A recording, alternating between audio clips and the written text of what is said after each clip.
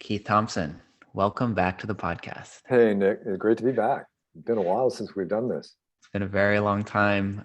You are one of the probably the most reoccurring guests here, and we've had lots of epic conversations. But this is the first one in a while, and this is also my audience has grown a little bit and expanded because of the blog. So I was thinking, let's start off with just a little introduction to you and to our relationship. So I can mention that you are a author of many amazing books, including Angels and Aliens, which we had an entire 2.5 hour discussion on before, and everyone should definitely check out. We know each other through Paul Hederman, which most people that read my blog or who watch or listen to this podcast would know about. We met through Paul Hederman at a satsang, and I think we probably had our first conversation at the coffee shop after a talk one day, and just been talking ever since. So that's a little intro to Keith. Very, very brief intro to Keith. And if you want to hear more of his story, you can check out some of our past podcast conversations. But today, I wanted to meet with you to talk because I had a very intense recent experience, as we were just discussing off recording before. We could call it a near-death experience. And you are the guy in my life that is like in so many other fields, you are the expert in that world, we could say, the near-death experience. And you have lots of very interesting thoughts and insights on that. So I wanted to come today to share my story with you and see your insights. And you also have had a similar near-death experience. And we can share that and just talk about that, talk about death, talk about mortality. And how's that sound? That sounds good. And and I'll take the expert designation lightly, and I know you mean it lightly, because there are experiences you have that have the effect of showing you how little you do know, and how that's just okay. That's really an okay place to be. Yeah. And the edge between life and death is one of those. I don't know many people who do come back from an encounter with mortality, who are really convinced that they have a lot of answers to give. Oh, actually, there can be. Yeah. That's one way to hold it. I notice there are some people who have a deep encounter with that and come back with great metaphysical details, and it might be because they got them. There is the sense of in those big experiences, stuff gets downloaded, and there are successive downloads that happen, and many of the downloads of a death experience, which I refer to the experience very often as a death experience, because you're encountering death. You're encountering what your whole being experienced as the end, impending mortal threat. That satisfies it. And that results in the downloading, or can result in, and I use the word downloading metaphorically, of course, but a lot of big files get landed on your operating system that are of the kind that you can spend years, going on spiritual quests to seek. And you have an encounter with life and death such that you get a big download or a series of files, and they take a long time. They keep your computer, trudging and trying to unpack, and they're too big. And they have to unpack and unzip. I guess that's the word that comes to mind. It takes a long time to unzip a file. So anyway, that's just a big entree to, let's have this conversation. Who knows where we'll go with it. You most recently had a very arduous night coming home from the theater. I guess we could say, you going out to see a comedian you like, a podcaster? Yes. Oh, that's another good little story I'm going to tell you. But yes, so I was coming home from seeing a comedian. I love you bringing up the metaphor of download, because there has been some big downloads or some files that I've been unpacking. I wrote an article about the event, which was part of my way of processing and unpacking some of those hard to define and hard to articulate messages and lessons that came from that experience. And I think today could be another example of you guys watching me in real time trying to unpack and articulate what happened and put this into words. So let's give it a shot. So yeah, I went to a comedy show to see Duncan Trussell, one of my favorite thinkers, philosophers, comedians for almost a decade now. I've listened to countless hours of his podcast, Duncan Trussell Family Hour. He's been on Joe Rogan probably more times than I can count, at least a dozen times. They're best buddies. He actually used to live with Joe Rogan when he went through a bad breakup. And this is all pre-podcast when they were just comedians together. He went through a bad breakup, had nowhere to live, and he lived at Joe Rogan's house for some time. So he's just one of those very interesting, very deep, thoughtful people. And I finally, for the first time in 9 years, got a chance to see him live. I went with my very good friend and his brother. The show started in San Francisco at about 9 p.m. It was a late show. It was the last show on his visit to San Francisco. Night was absolutely fantastic. This is a little detail I have not shared with you or any of the podcast listeners. After the show, when we were standing in line before the show, we heard some guys yelling up at a window. It was at Cobb's Comedy Club, which is an all brick building, and there's like one little window there. Some guy in line was yelling up at the window, and we heard Duncan Trussell yelling down at him. He has a very distinct voice. If you've heard it once, it's kind of like, "Hey man," like very hippie, stoner sounding voice. And they're, having a little conversation. We said, "Oh, whoa, there's Duncan. That's probably the dressing room." So we go in, we watch the show. It was fantastic. We come out afterwards, and my good buddy, Alonzo, who's also been on the podcast twice, said, "Hey, I'm going to get you to talk to Duncan Trussell," right? Another little detail. This is 1 week after my birthday, after turning 33. He goes, "As a birthday present to you, I'm going to get you to talk to Duncan Trussell." And I was like, okay, man, I didn't think twice about it. I was like, go for it. I'm not going to stop you. So the window was pretty high up. It was about 9 or 10 feet off the ground. I had no chance of being able to get to it. My buddy's about 6'1", pretty athletic. He can jump. So he jumps up and taps on the window and a couple of times. And I'm sitting there a little embarrassed, like, okay, man, come on, let's go on and go grab some burgers or whatever. And he tapped a third time, and who but Duncan Trussell himself comes up to the window, opens up, and is down looking at us. And we were like, "Whoa, what's up, man? So good to meet you." And I said, "Hey, my name's Nick. I've been listening to your podcast for 9 years." And I told him, this is embarrassing, but I said, "It's on my vision board to podcast with you." I actually have on my digital vision board, I have Duncan Trussell, a couple other people that I want to podcast with. And he, down out the window, goes, "Oh, that's awesome, man." And he told me his email, his personal email. Whoa. Yes. And which I'm not going to disclose here. He says, "Email me at," and he said it, and I took out my phone and I wrote it down. He said, "We're going to make it happen, man. We're going to make it happen." I was, "Awesome, man. Love you, man." And, it's a little 30-second encounter. So we left there feeling high as a kite. Whoa, we just talked to Duncan Trussell. Whoa, I'm gonna podcast with him. One of my dreams come true. We're very excited. We went and ate some burgers. And then I was back in my car by maybe about 1:00 in the morning. Show got out about midnight. I drive home to my home in Oakland, 24th and Telegraph, and I parked about 4 blocks away. I park in this little parking lot area, so my car's not exposed to getting broken into and all that. And I started walking home, and I was about half a block from my front door when I had noticed 3 men come from around the corner of the same street, and sort of saw that, it looked like it could get dangerous quick. I was sort of in one of those spots. I couldn't I was halfway down the block. There was nowhere to go the other way. My best shot was to try to get to my front door.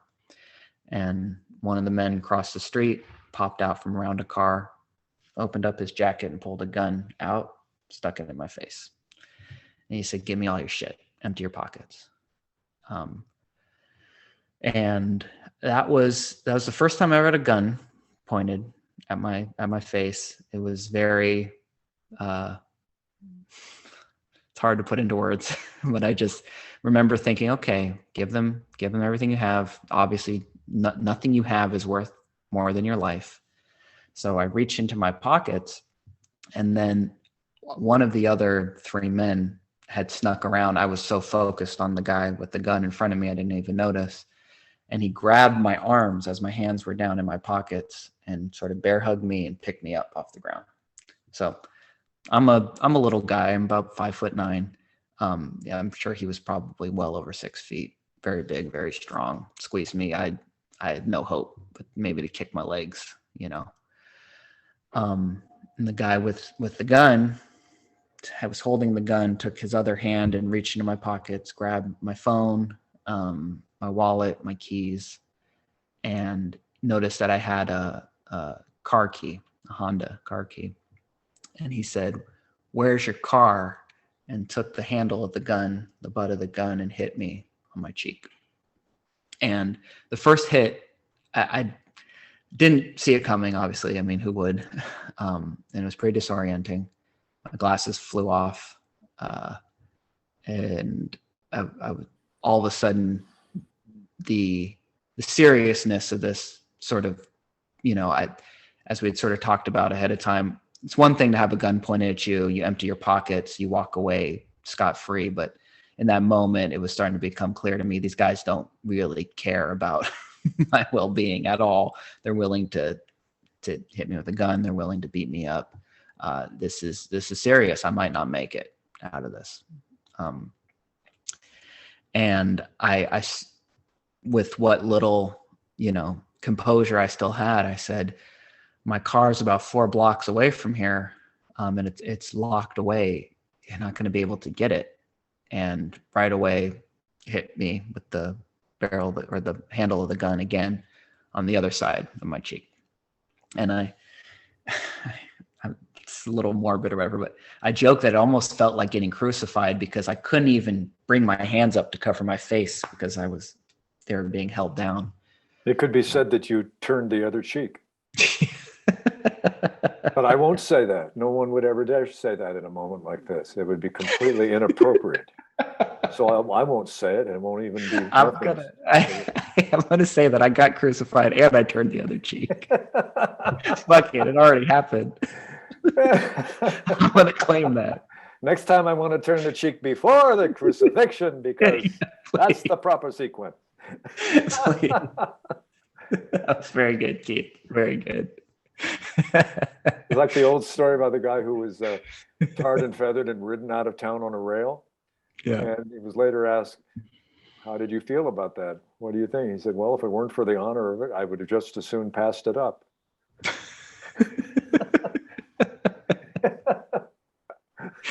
Yeah, it was kind of something like that.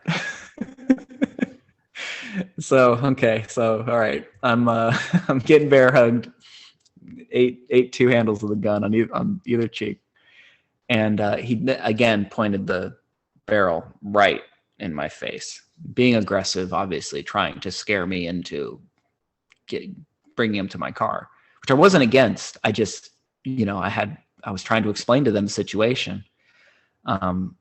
And when I think back on it, it's obviously hard to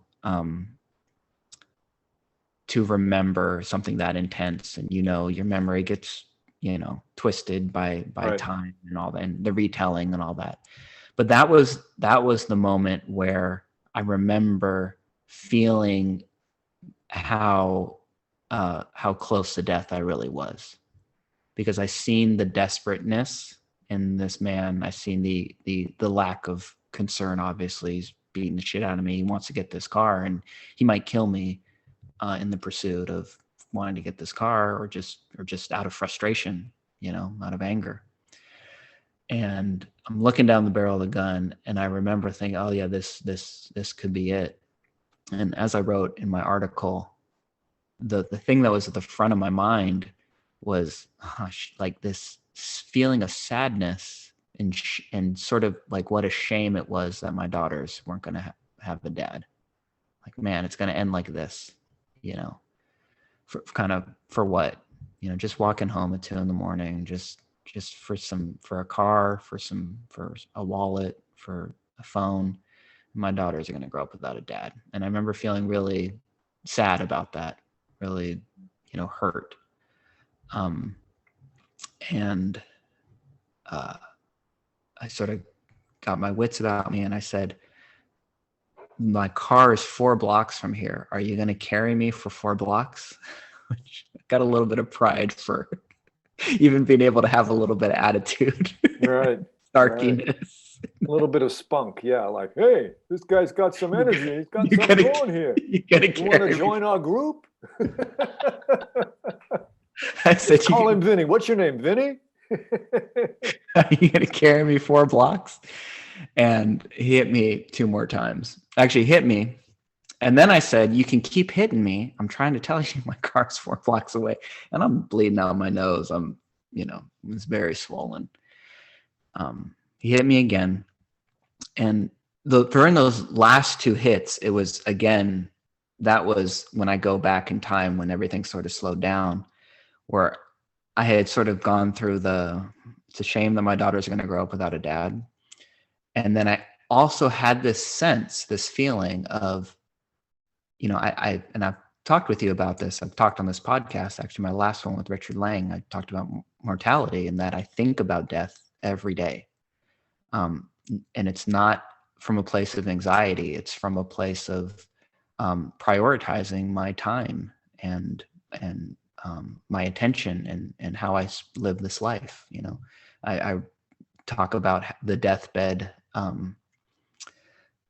meditation of like, okay, if I was on my deathbed, how would I feel about how I've lived my life, and making decisions sort of based on that, as far as, you know, what's meaningful and what's worthy of my time and how I live my life. And that work that I sort of do daily seemed to come into that moment. And I remember thinking, this is what you practice for, and it's here. It's not practice anymore. You know, this isn't a test. This is real life. This is the lab, and it might be over. And I remember feeling, and it's okay. Like, you're good.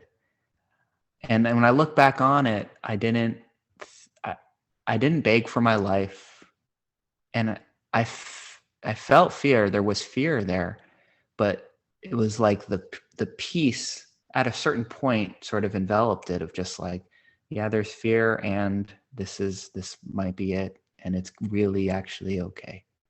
You know, it's a shame, but it's okay.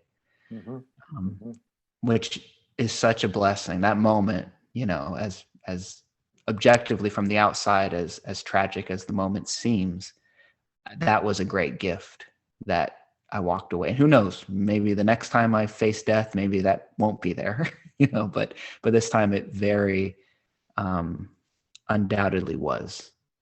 And I feel blessed to have that moment of, oh wow, I faced it.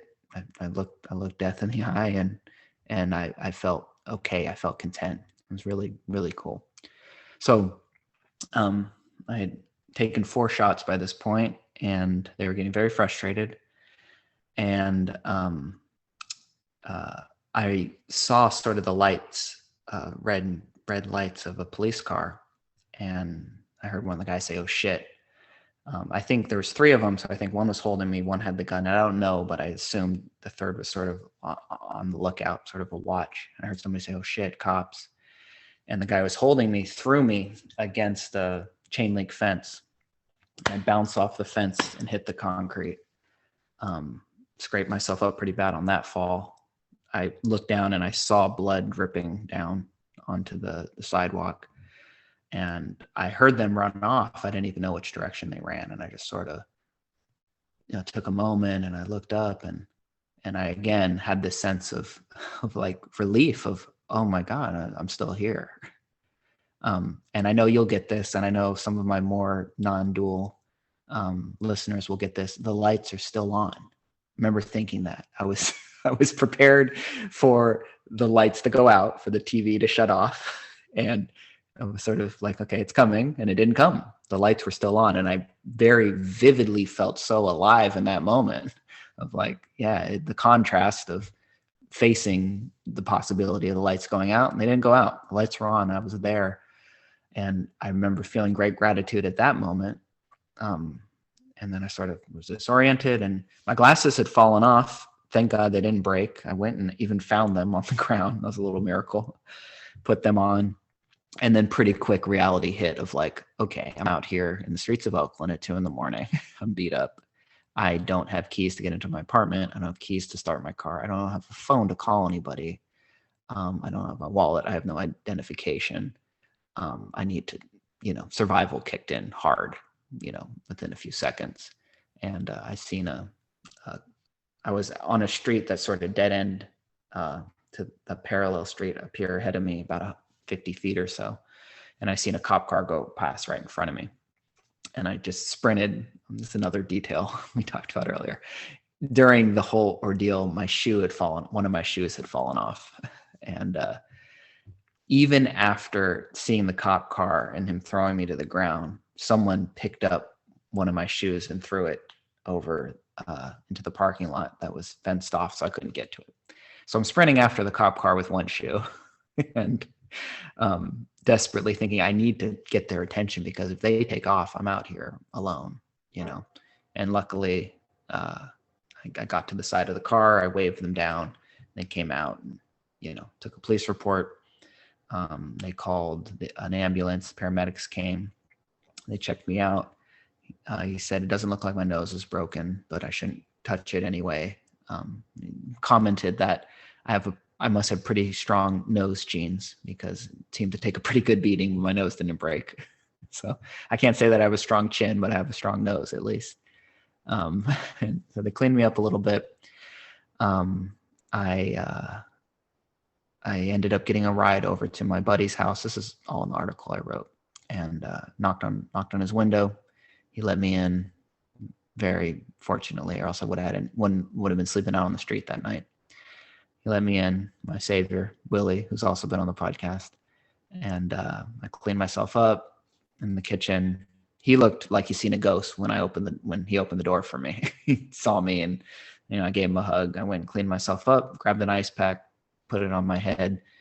And then we work for the same company. And it was my work phone that got stolen. And I said, hey, can you give me your work phone? I need to call our boss and let her know that my work phone was stolen. And just started all the logistics, getting my phone canceled, getting my cards turned off.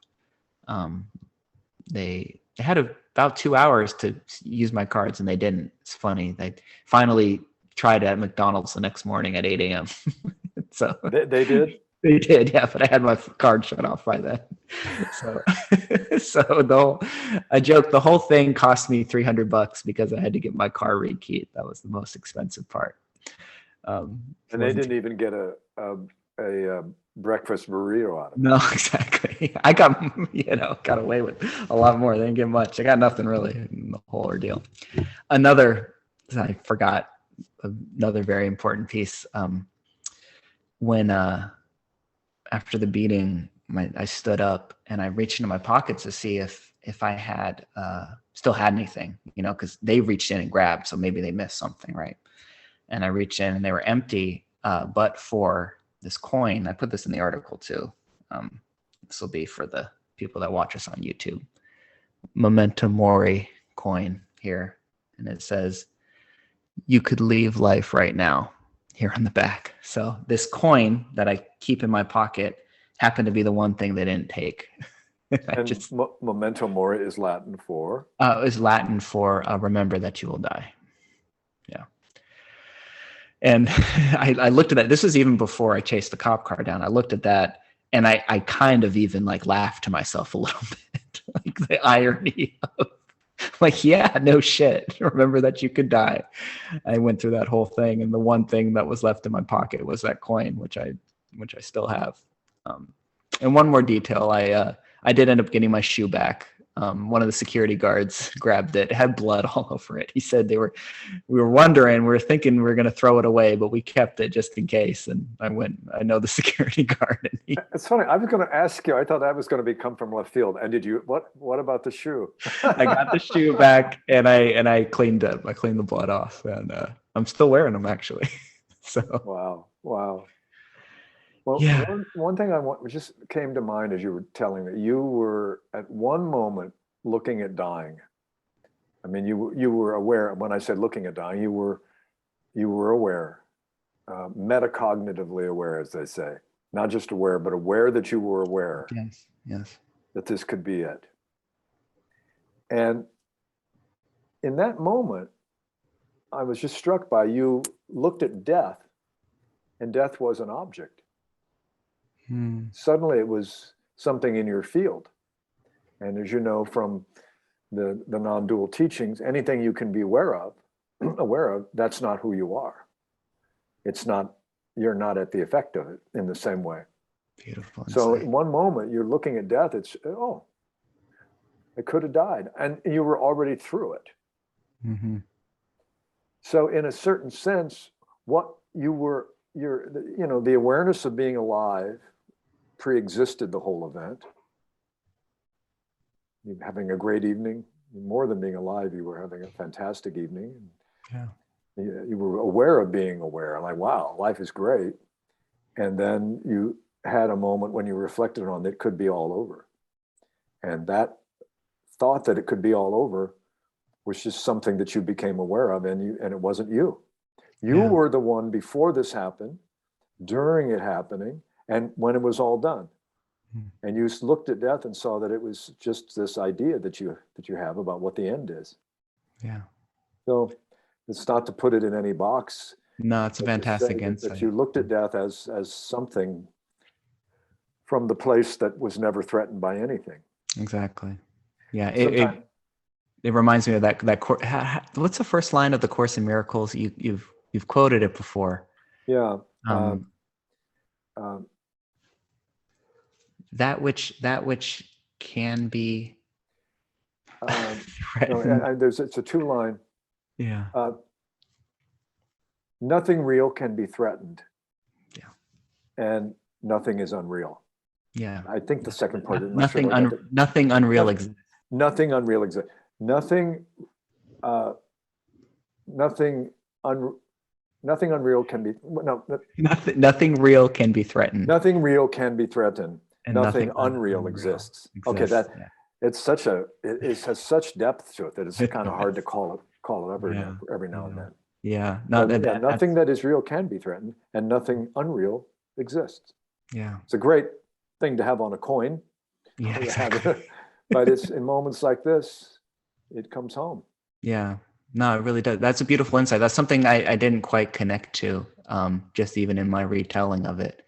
And just as you said it, I can bring myself back to that moment, and that which was aware of the threat of death, that which was aware of, the end, right?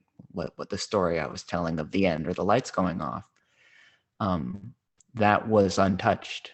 That was, untouchable. Untouchable. Yeah. And even the idea that the lights would have gone off is questionable. Yeah, exactly. The sense that they would have gone off for you, this is what we all worry about. I mean, this is the greatest, I believe, the fear of death, the fear of being annihilated, the fear of not existing. I've just, based on my own experience, broadly defined, I think it's the core of all death, the core fear. Yeah. It is the meta fear. Mm-hmm. She'll reject me. He'll reject me. I'll be fired. I mean, all those are little deaths. Yeah, it all comes back to our own annihilation. To our own, our own unexistence in a way. Our own non-existence. And in fact, what a powerful force that has been in human history. The religions of the world figured out, I don't want to put it too cynically, but they realized, they held, you could get, you buy, what is it you buy? Buy you pay the church, begins with the letter A. Yeah. And I want to say admonitions. No, you buy absolution. Absolutions, yes. So you buy your way out of all your sins. So you won't. So when You won't die, or you'll Yeah. go to Or when you paradise.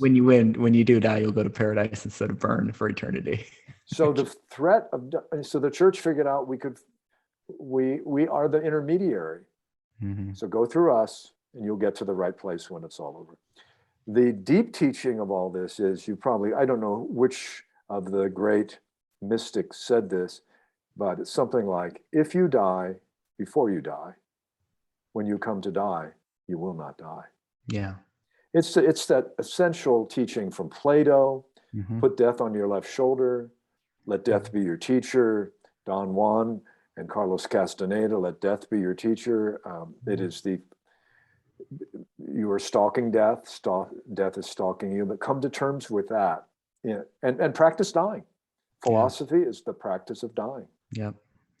Yeah, no, exactly. And that's Buddhism, right? You know, learning how to live is learning how to die, and all the practice is basically to die well. And you know, there's a reason that theme comes in again and again.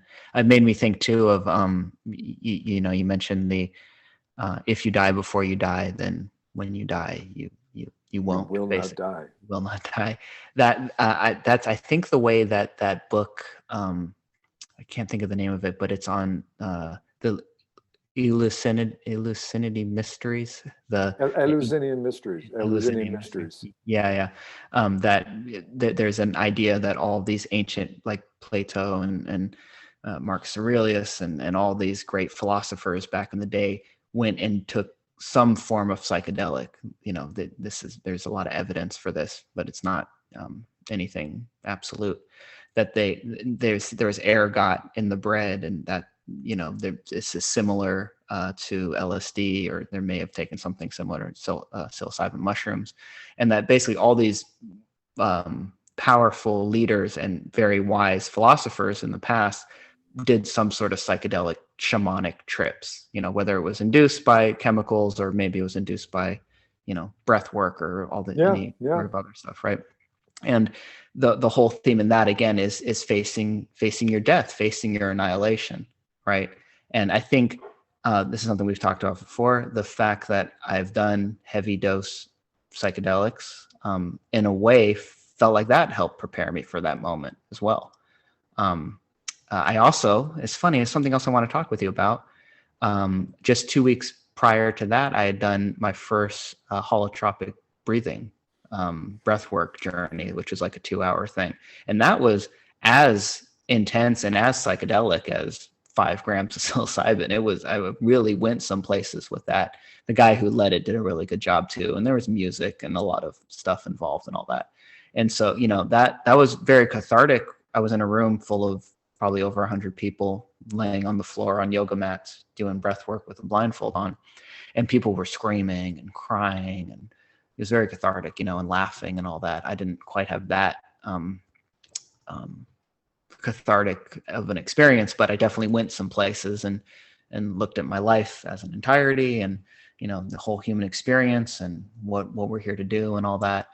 And I'm sure that whole exercise helped, because 2 weeks later I, you know, faced it in a non-consensual way. You know, I went in there and breathed my way there, but in this case, it was forced upon me.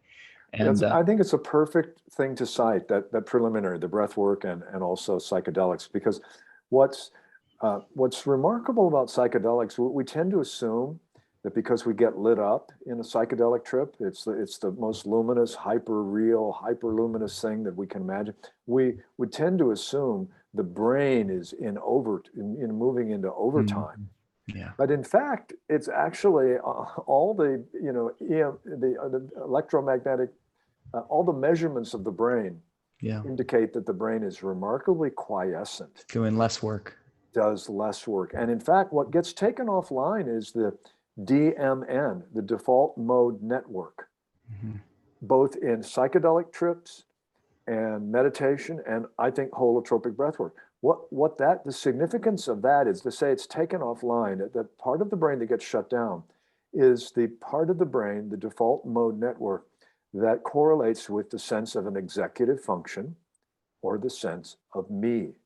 The doer. Yeah. The doer, the sense of a separate self, the illusion of a separate self, the enduring illusion, the pragmatic illusion, Not a bad thing to know that you are a separate self when you're driving a car, or to assume that you are, or going to the grocery and opening the door for someone after you. No, after you. But it went, and that is why very often what happens in these experiences is a sense of annihilation. Yeah. Ego, that's what ego death is. Mm-hmm. You're not really dying, but your sense of who you are is under assault. And it was, so you're right. You practiced dying. You went to the Eleusinian mysteries, whether or not they did involve psychedelics, I think they did too. But even if they didn't, they had procedures, blindfolding. Yeah. You'd be taken out of the light into a dark area, or into a dark area and then into the light.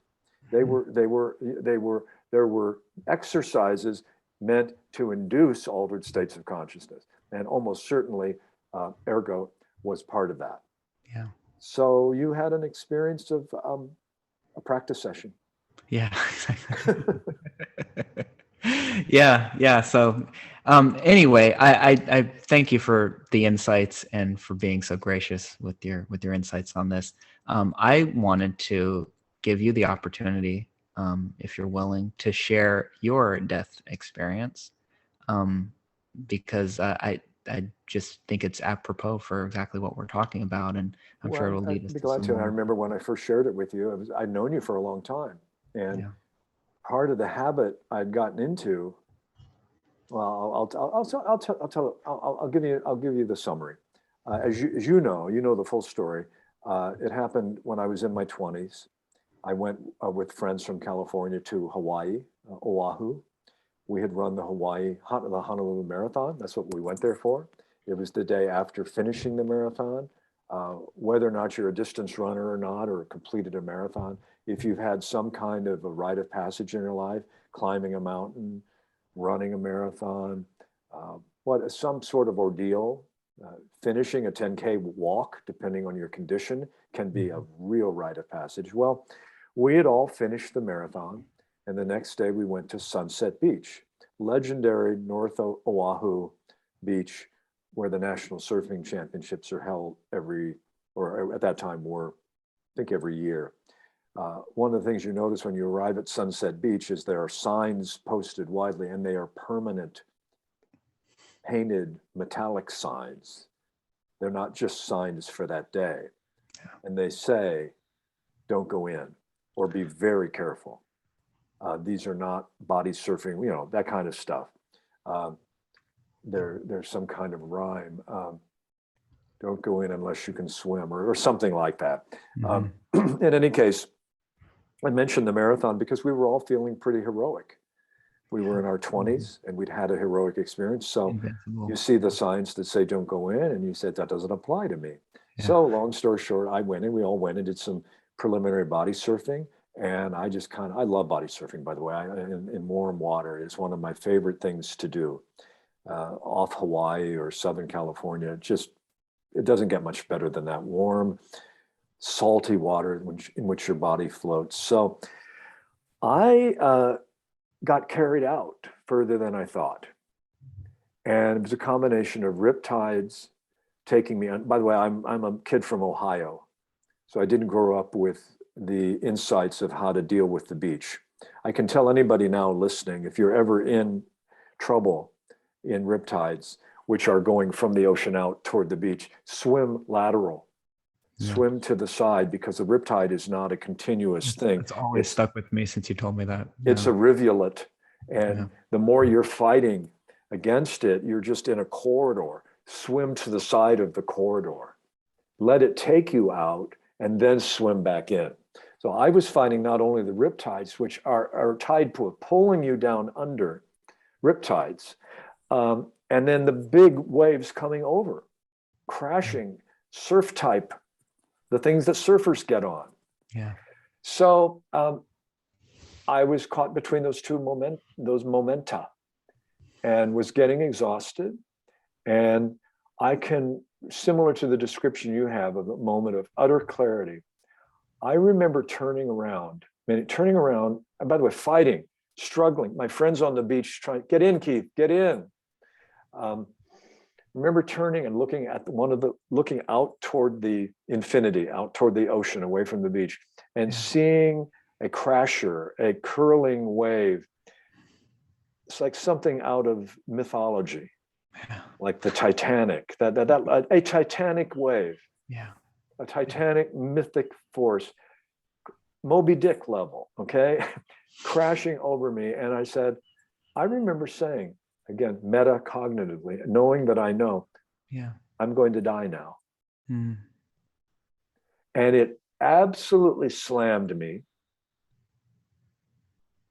probably against not only the water, but against the sand. And the next thing I was aware of, I was rising out of that.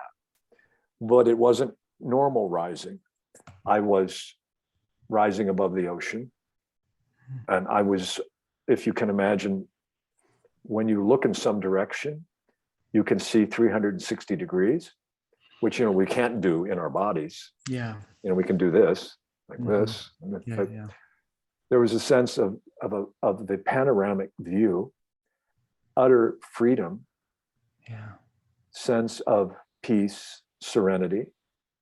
And I looked down at the body in the ocean, which I had identified as myself.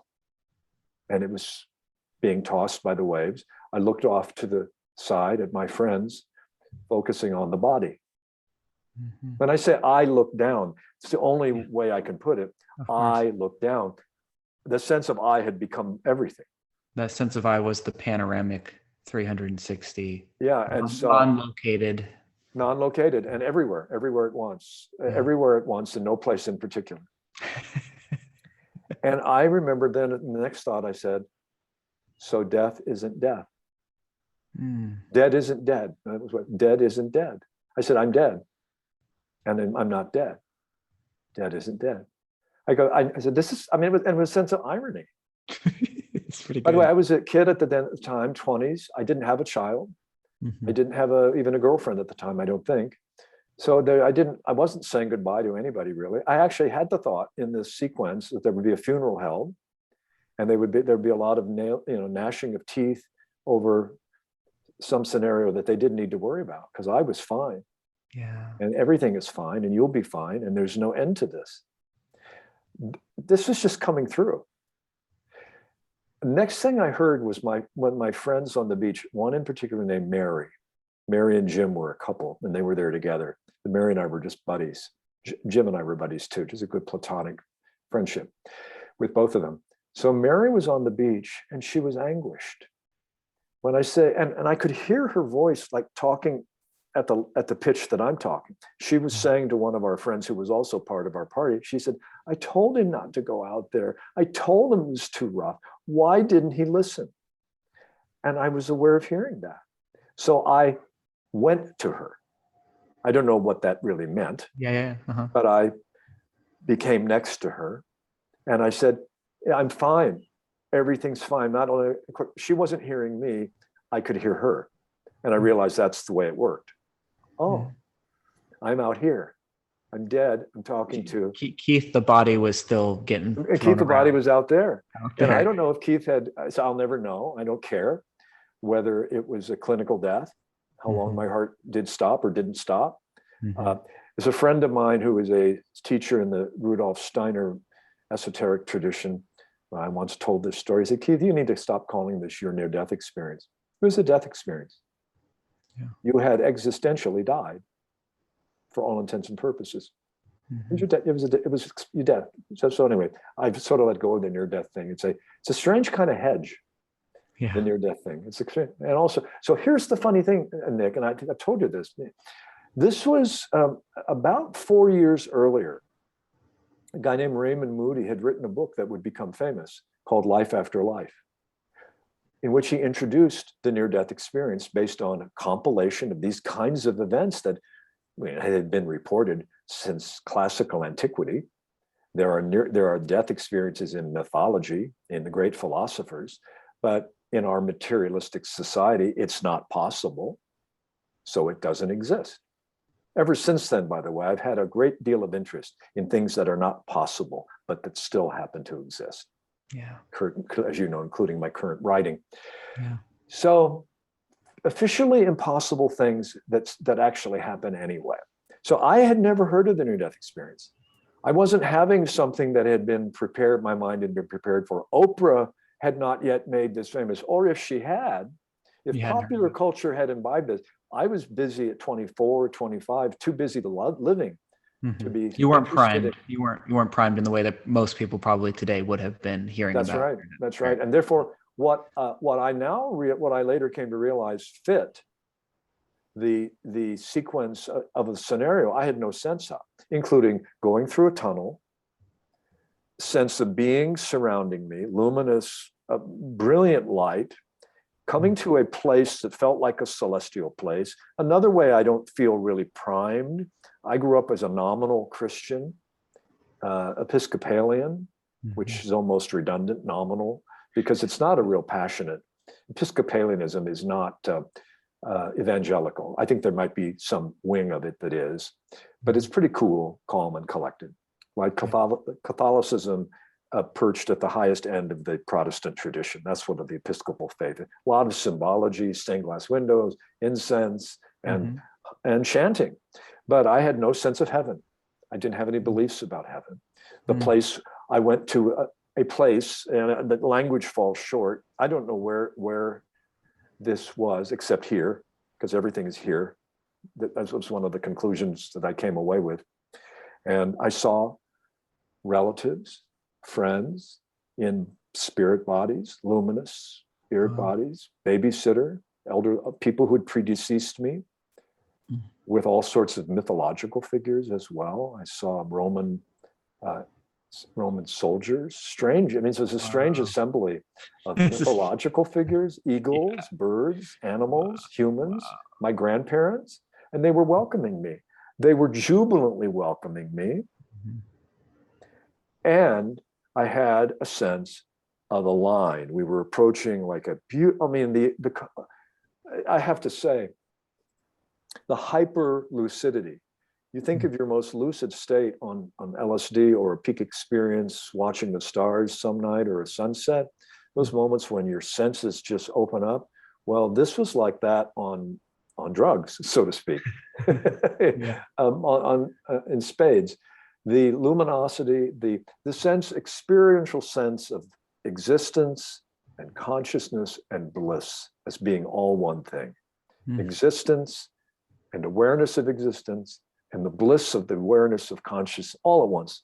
There's actually a word in the Vedic tradition, Sachit Ananda. Sachit Ananda, bliss, consciousness, existence, consciousness, and bliss as one word. Same time. Yeah. As one word.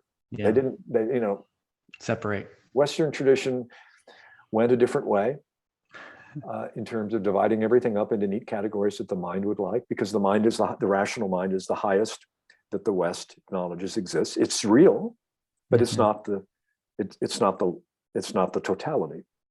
In any case, I didn't have the classic moment of being told that it wasn't my time, but I was in the presence of some kind of a wise force field that was, and I felt the sounds of machinery and humming and whirring, WHIR, whirring and humming, and of gears and mechanisms, and a sense of information and insight, which was permeating, and also a sense of this is who I really am. The sense of familiarity. I'd been here before. This is something close to true nature.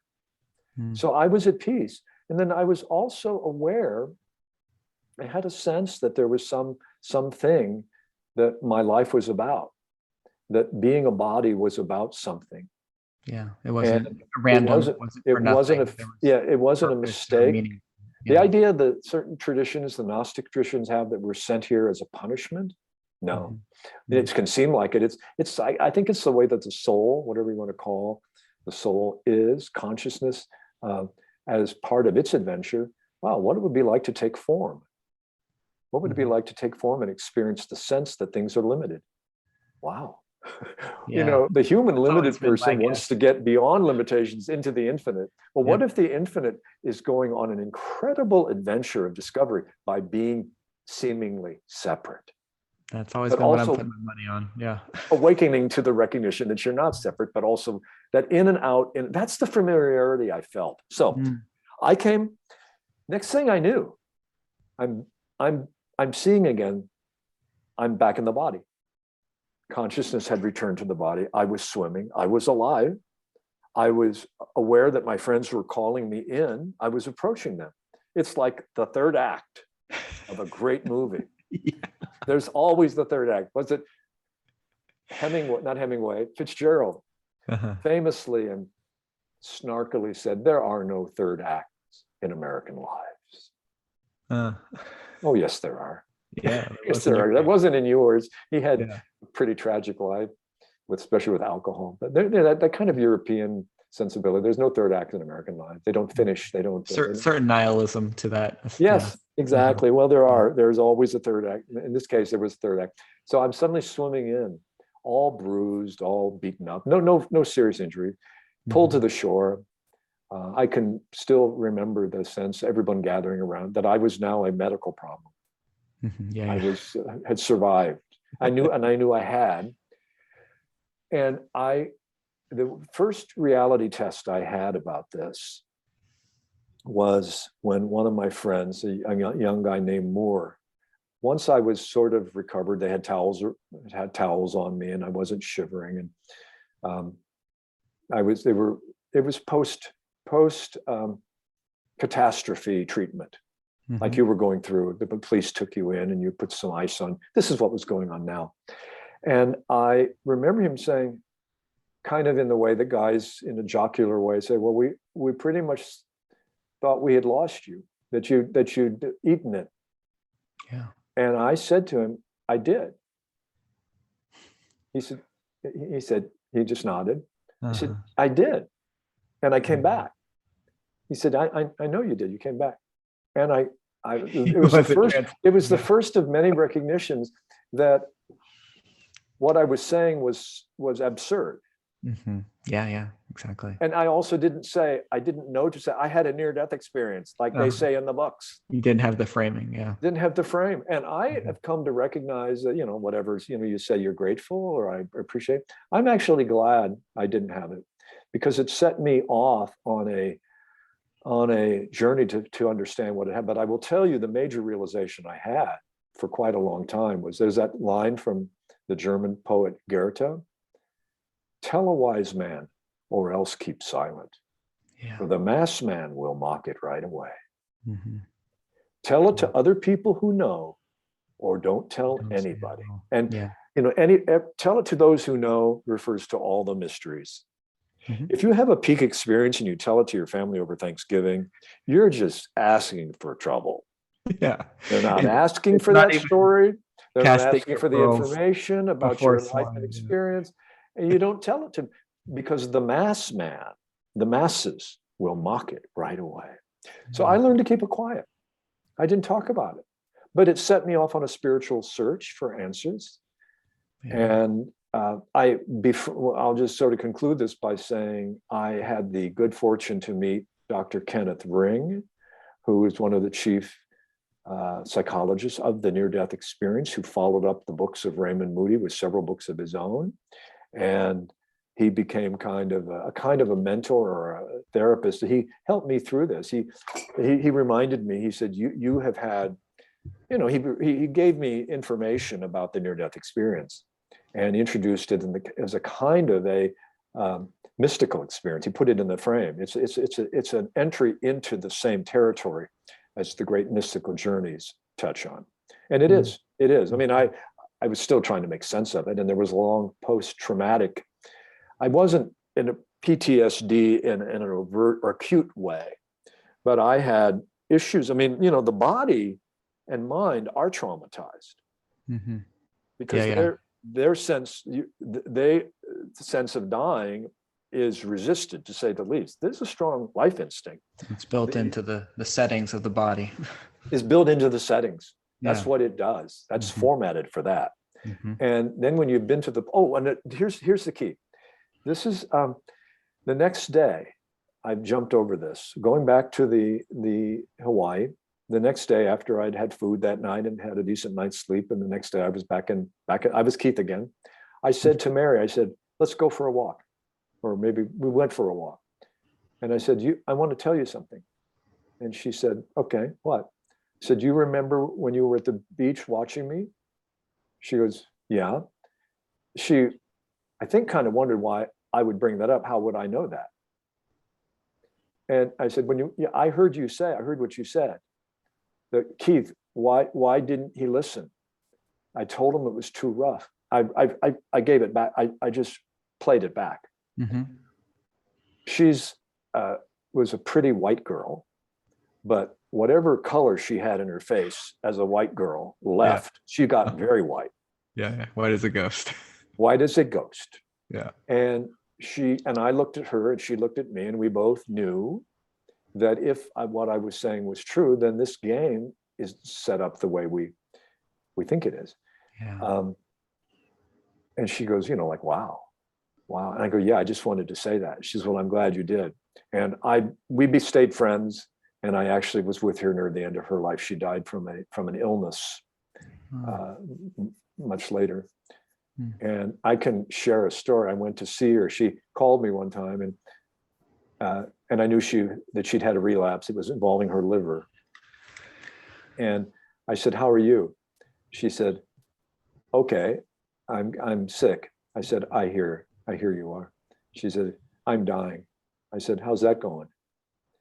And she laughed. She said, oh, you know me. I'm a hyperachiever. I'm just absolutely plumbing it for everything I can. I said, well, that's absolutely important. You've got to die a very heroic death, And we had laughter that we'd always had. She said, could you come see me? I said, of course I could. When do you want? She said, is tomorrow possible? I said, it's the only day that I have. So I drove. It wasn't that far, maybe an hour away from her. And I went to see her, and we talked.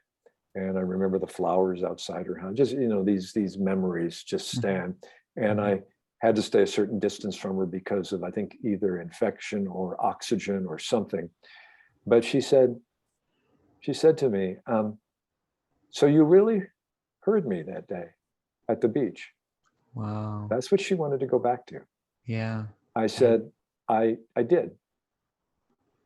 And I said, she goes, well, that's just what I wanted to know. And I said, do you remember every other hard times in your life when it was really, really tough? And she goes, yeah.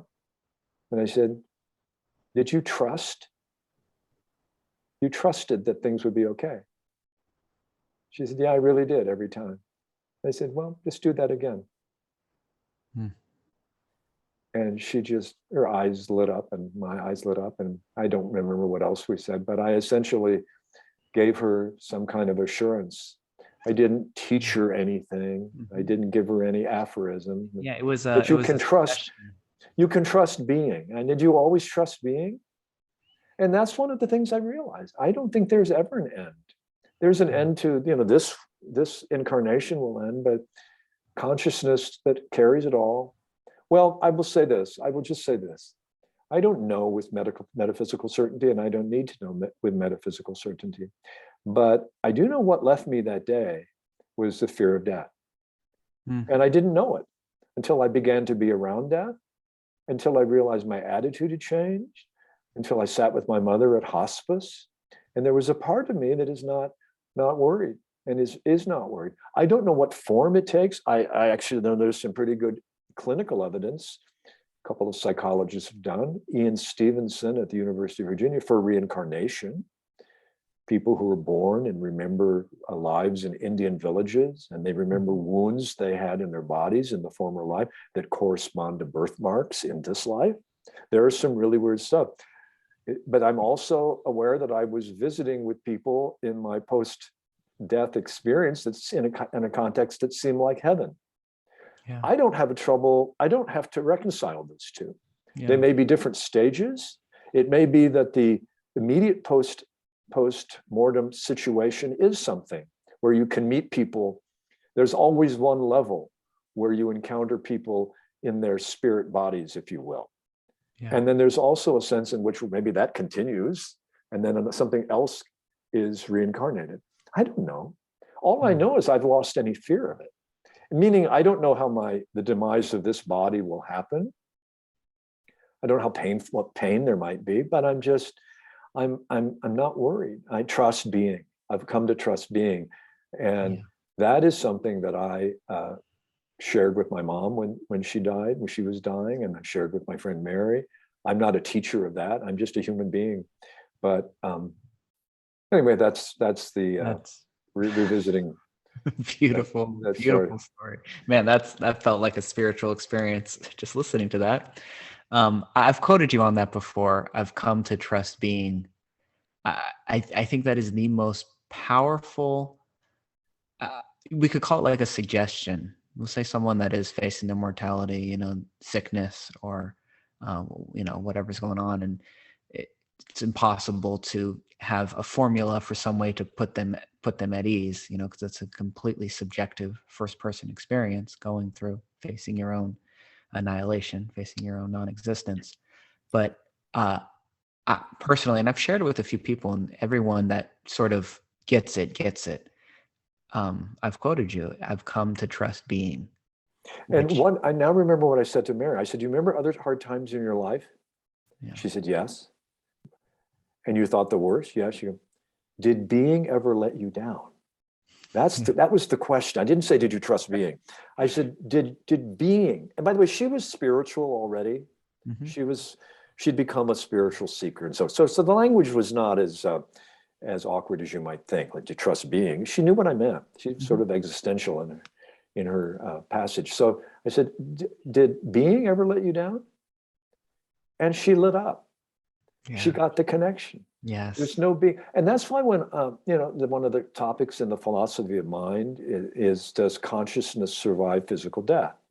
And of course, it is the question. It's the perennial question. Mm-hmm. One way I've kind of framed that, and I brought it up to people, and it's sort of a reframe for them, is when I hear someone said that's one thing they would really love to know, that consciousness survives death. I said, let me ask you this. That's like a quandary for you, right? Yeah, it's a koan. It's really something you wrestle with. I said, do you also wrestle with whether there was consciousness before you were born? I was thinking the same thing. And they go, no. Oh. I said, you were born into something that was existing, right? Yeah. Well, yeah. I mean, were your parents alive before you were? Mm. Yeah. So what ends, what begins? That was a big part of what I came away from. And the downloading, if you will, the sense of working with Dr. Ken Ring, and I call him Ken, Dr. Kenneth Ring, came to really conclude that consciousness is never born. It never dies. It's beyond beginning and beyond ending. Whatever consciousness is, whatever it is, this thing is this. I think life makes a great deal more sense, even empirically speaking, and in the terms of parsimony. The principle of parsimony in science is the idea of what is safe to believe with the fewest extra assumptions that are added. Rather than the basic question, which is called the hard question of consciousness, in the philosophy of mind, there's a conundrum called the hard question of consciousness. And it goes like this: how, if the world is comprised of dead matter, building blocks called atoms? Remember the books we read? That the world is made of building blocks of matter called atoms, electrons and neutrons, and there's photons, and all of it begs the question, what is any of that? Well, it's inert, very much subatomic. Anyway, we can't find it, by the way. Subatomic physics can't find matter, anything called matter. Well, how does consciousness, if matter is the ground of our being, if the amaterial world is the ground, how did it become self-conscious? How did the capacity to taste the sweetness of cherry, to feel the disappointment of heartache, the pain of a broken ankle, subjective experience, how did it arise out of this dead matter? That's the hard problem of consciousness. Well, the principle of parsimony says, what is the ontological prime? What is the sole prime given experience of experience other than experience. In other words, experience Yeah. is the ground of being. Yes. And experience, consciousness is that space in which we can imagine that matter is the ground of being. Yeah. What? Yeah, that the material world, the speculation of how consciousness emerges out of dead matter is a speculation that emerges out of consciousness. Everything, consciousness is the only carrier of reality that we ever know. We never have any. So in terms of the principle of parsimony, we could posit that consciousness is the prime. How does it create an experience of an outer world called matter? That's the good question. Yeah, it's But interesting. you go to that from the ground that consciousness is a given. It doesn't emerge out of matter. It can't emerge out of, there's no way to deduce the properties of subjective experience, the sweetness of cherries, the pain of heartache, why one thing matters more than another, why something is meaningful, doesn't come out of dead matter. It couldn't. Yeah. Dead matter is an appearance that seems something we need to figure out what that is. Anyway, that's kind of a shift I'd had around all of that. And others have. Bernardo Kastrup, as you know, the philosopher of mind who's in Holland, very, very clever, very, very wise and thoughtful current philosopher in his tradition, which he calls analytic idealism. The world is a place of mentation. This is a world of mind. You can say it's all consciousness. It sounds really good because the great wisdom traditions say so. But there is a sense in which, well, what about all this hard stuff? Well, what is that? It's sensation. What is, like, you know, there's this famous story that Bishop Berkeley, the philosopher of idealism, came to this conclusion centuries ago. And he was walking along with some other philosopher, and he said, what do you think of my theory that it's all mind? He said, he kicked a rock and he said, that's what I think of your theory. Explain that. If it's all mind, what about the rock I just kicked? And the upshot of it was, well, what is it about that rock? The density of it. What is density? The quality. It's the sense, the heaviness of it. What is heaviness? It's a quality. It's heavier rather than lighter. That's quality, qualitative. Yes. Experience. It stubbed my toe. It hurt. It hurt. That's an experience. That's qualitative. What we do is we say this is heavy and it weighs 5 pounds. Then we believe the description, 5 pounds of weight pre-existed the experience. Yeah, exactly. It's the horse in front of the cart, 100%. It's back, and it is. And so it's actually the three guys who just won the Nobel Prize in Science for Physics. We're dealing with some of these things. I can't summarize it here, but you might want to look up, if you haven't, anybody listening, look up Nobel Prize, quantum physics. It's actually it's spooky.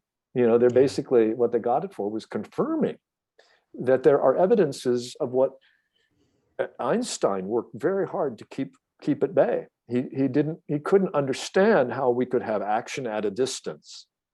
It had to be that, you know, the efforts that were made by Einstein and others to explain, well, there still must be some physical principle that if you carry that rock to Japan and I have another rock that was previously paired with it, and they still seem to be linked, well, there must be an intervening material principle. Well, really? I mean, the efforts to salvage the implications that we live in a world of mentation or mind, consciousness.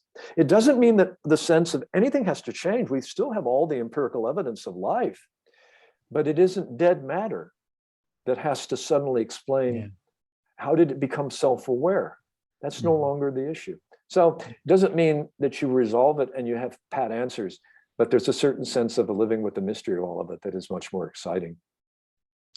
Well, I gotta say, Keith, I thought that talking about my experience and your death experience would lead us to some cool places, and it definitely did, because that was a absolutely brilliant stream of consciousness, on experience. It's just fantastic. And we talk about this stuff all the time. And I'm glad that the listeners are getting a little sneak peek of our many awesome phone conversations and this kind of stuff that we explore, because it's just, there's like nothing else there's other things I would like talking about and I'm interested in, but this is the fundamentals of, our day-to-day, moment-to-moment experience. Is what is it that is aware? And it's the first step that's missed by so many people and so many experts and so many that are asking the deep questions of reality and who we are and what we're doing here. Is what is it that is aware? As you're saying, you can measure a rock and it weighs 5 pounds, and that proves that this is a separate, thing that eventually some form of that matter became alive through biology and eventually became humans, and we're this very complicated thing that suddenly became self-aware and became able to measure these things that were already there. The rock weighed 5 pounds the whole time, but we finally became intelligent enough to be able to go and measure it. Instead of going back to, as you said, the parsimonious, the parsimonious, the parsimonious, the most parsimonious explanation is the one that requires fewer leaps. For example, we don't need to explain how do we get consciousness from matter. We don't need a separate category. We can't find a separate category called matter. We really can't. We can find solidity. Find a separate category beyond what we are aware of, what we measure, what we become conscious of. Correct? Yes. Yeah. It's in the Buddhist tradition. There's a tradition of one taste. That there's really one taste of all. There is still the radical diversity and the absolute multitudinous quality of life. And manyness is not erased by oneness. It's not that. It's in not the that. Tao Te Ching, they call it the 10,000 things, right? The Tao is the 10,000 things and the one thing, right? And it's the whole idea of the mind comes in and delineates. The mind breaks things into separate categories, and by mind, it's really the left brain, the more rational, that divides everything up, and it says that's Keith, and this is Nick, and this is Nick's finger, and it puts everything into a neat category. And assumes that those categories pre-existed the categorization. Exactly. We live with the categories. We live with the description. Well, I know you're there, and the light switch is either on. Binary thinking is true. Well, how do we know it's true? Well, it's axiomatically true. It's an axiomatically true that things are. If it's not B, if it's not A, it's B. It's not on, it's off. We know that because we know it, because it's just the way it is. And then the conversation, we start to realize, well, that's logical.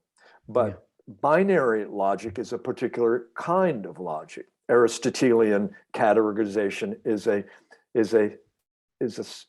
mythology. Yeah. It's a story. And it's true. A light switch is either on or off. It's not that's not true. But as the final truth, I don't know. I don't think we could say that it's there are other kinds of logic called intuitional logic that anyway, we designate things, we describe things, then we believe the descriptions pre-existed the describing. We lose touch with the very being of, or the knowing, and we don't know what awareness is. That's the thing, we don't know what it is and what consciousness is, except it's our most reflexive, ontologically immediate experience. We open our eyes. I am. Yeah. I exist. Yeah. And then, but we then leave really fast. It isn't that the rock doesn't weigh 5 pounds, according to the system in which weight is relevant. It's all the observations of materialist worldview are, we don't have to get rid of them. They just have a new framework in a world of ideas, in a world of consciousness. We remember that we're the ones who describe things, and we assume the descriptions preceded the describing. What does the describing? What is that? That's what the great traditions, I am. I exist. Yeah.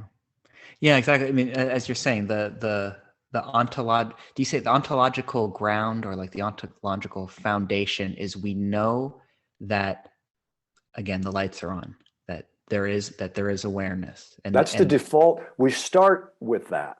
Yeah. And then we think, how do we explain how that came out of matter? No, it's backward. By the way, this is only about 300 years in which humans have. Let me tell you, look, there's a story. Around the time from the shift from the Renaissance to the scientific era, the church had become very covetous toward these questions. As a growing number of scientists wanted to ask these questions scientifically, like Giordano Bruno, he had the misfortune of pushing the church too far. He was burned at the stake for claiming heresy, similar to what Galileo had done.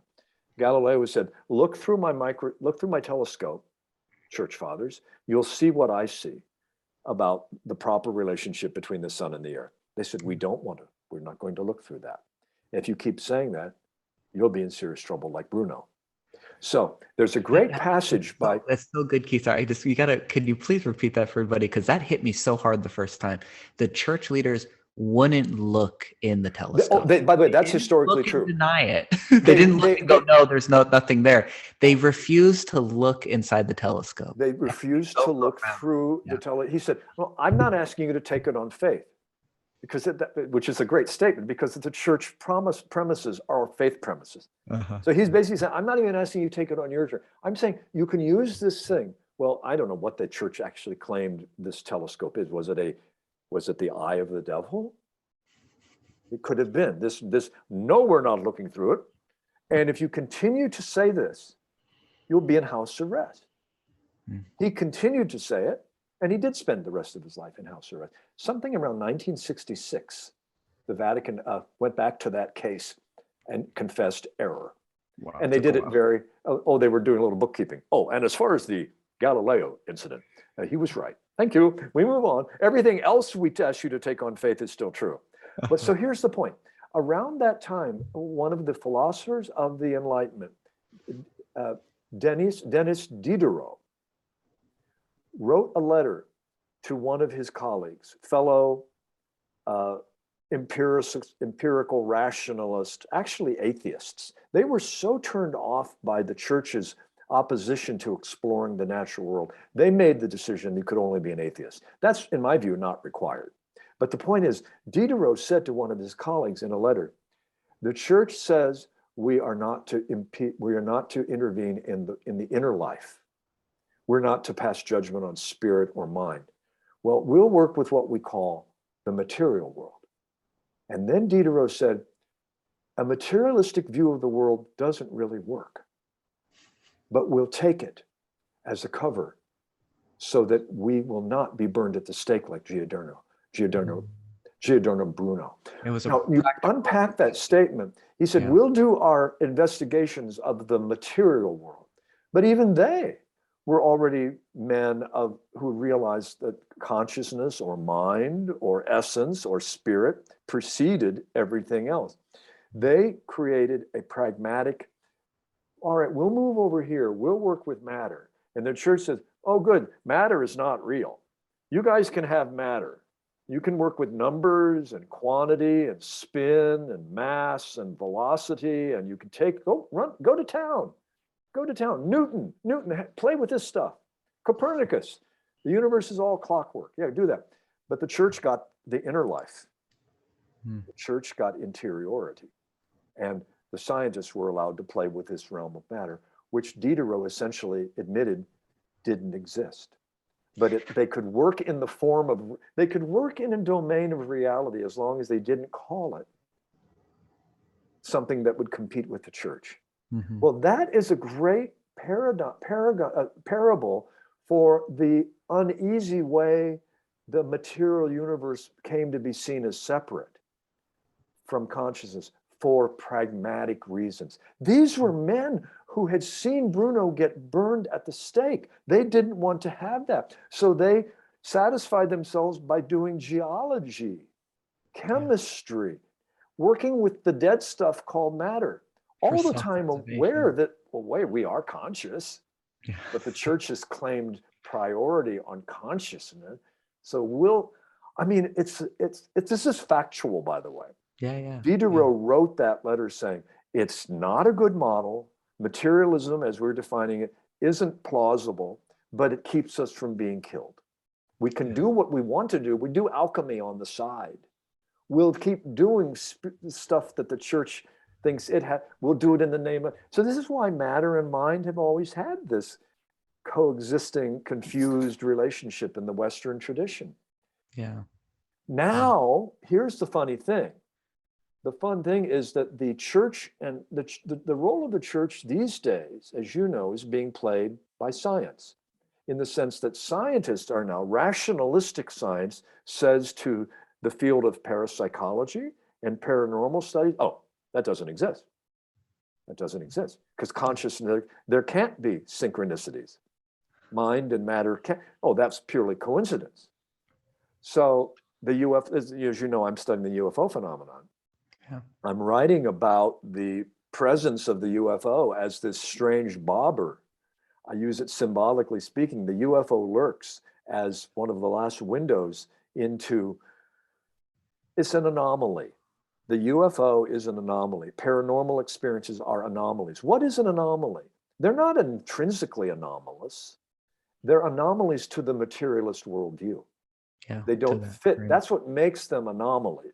And as anomalies accumulate, there's probably, well, there's going to be, this is the hope, there will be, maybe not even in our lifetime, but the way Thomas Kuhn, in his wonderful book, The Structure of Scientific Revolutions, which studied paradigm shifts, how does an existing paradigm come to have so many anomalies that it gathers the attention of a new generation of scientists who study the anomalies? For example, the near-death experience is a very good example. As a body of experience, when they first came in, the materialist scientists, oh, those are just brain firings. Yeah. The sense of an afterlife, of course, is an enduring archetype. It might be Jungian at best, but the brain has these patterns they play. There is no afterlife. It's no. But there are too many anomalies now. The near-death experience, the UFO phenomenon, the widespread recognition that telepathic experiences happen, precognitive experiences happen.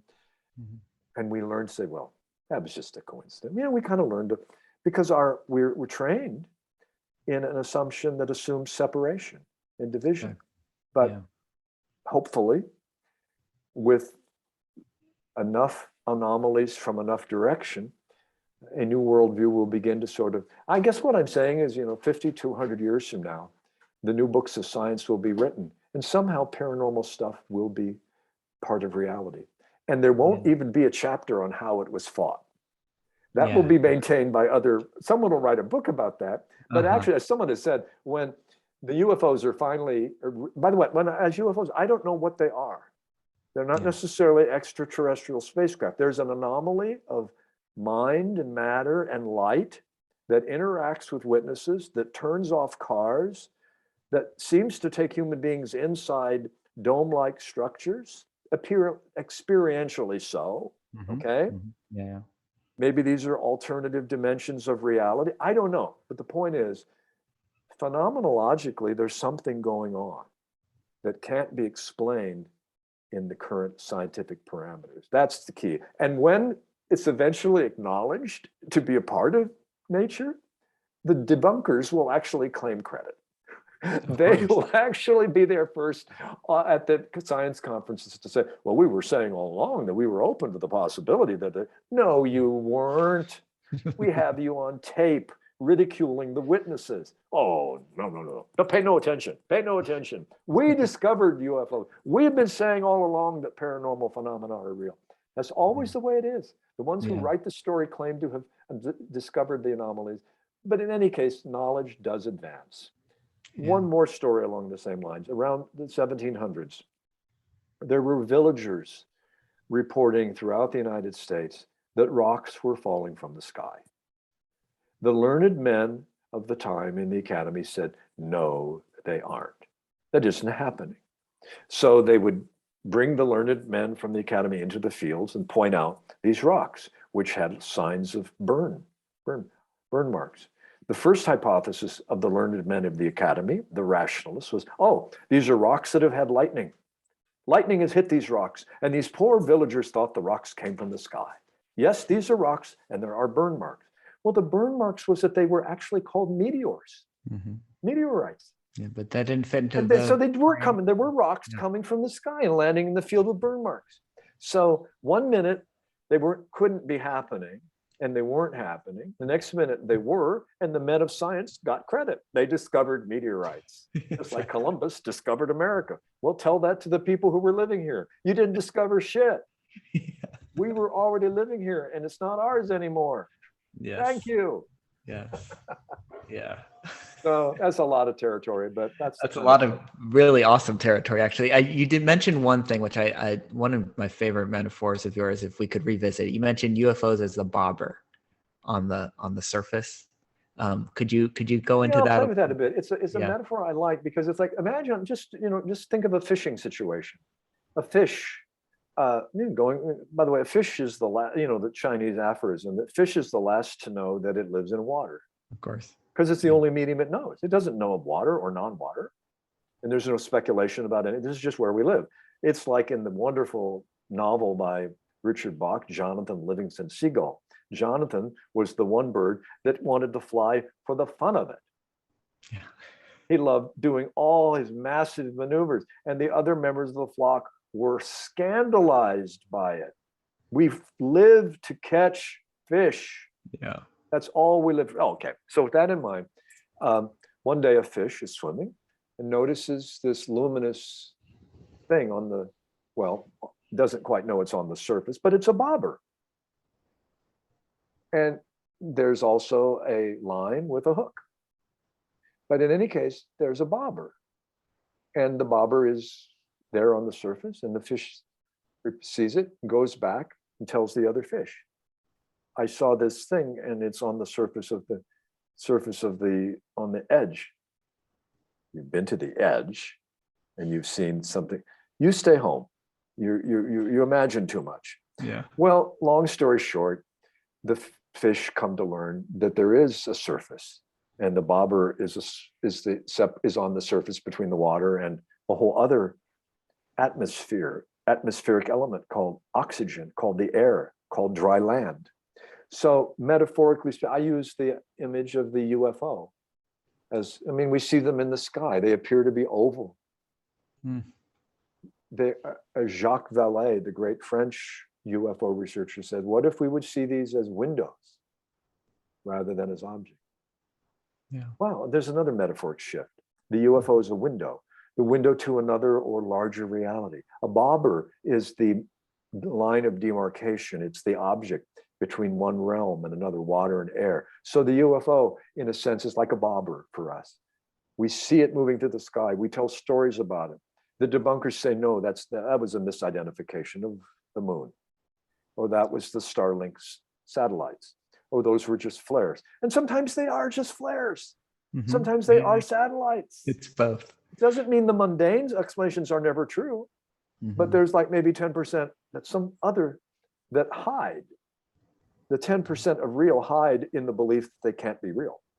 So the phenomenon appears in a way that can effectively annihilate existence of itself, because the official authorities, the official agents of the culture, reassure us it's nothing unusual here, people. Go back home. Go back home. Return to your homes, people. The debunker, and by the way, I'm all for genuine skepticism. I don't confuse debunkers with skeptics. Genuine skepticism should be baked into everything we do. Every observation. Was that a real perception? Could I have been fooling myself? I mean, skepticism is a way we check ourselves, but debunkerism is a bad critical habit of trying to, it's an ideological. It's the other side of blind faith. It's the other side of, very much so. I believe, I believe the Bible is true because it's written by God. How do you know? Because it says it in the Bible. Right, the other side of it, the debunker that says, well, it's all fake, and they come with that presupposed, into every so there is no true. Can you talk a little bit about your definitions? I love the way you talk about empiricism, like what true empiricism is when it comes to approaching something that you're looking into, researching, and just kind of Yeah, in. it's a kind of a fancy word. We don't even use it very much, like what empirical reality. Empiricism is a school of, it came out of a school of philosophy and actually a school of science that William James, really the great American philosopher, psychologist, amplified with his theory of radical empiricism. Empiricism is essentially, why don't we start with direct experience? What do people report? Start with, at least even in a material framework, in a materialist worldview. Start with the five senses. People see things, hear things, taste things. Anything that can be experienced and observed can be studied. Oh, so for example, the UFO phenomenon is a good case. A phenomenon is what appears. We don't know what's behind the sightings, but empirically we can collect the witness reports. Empirically, and we can separate their appearance.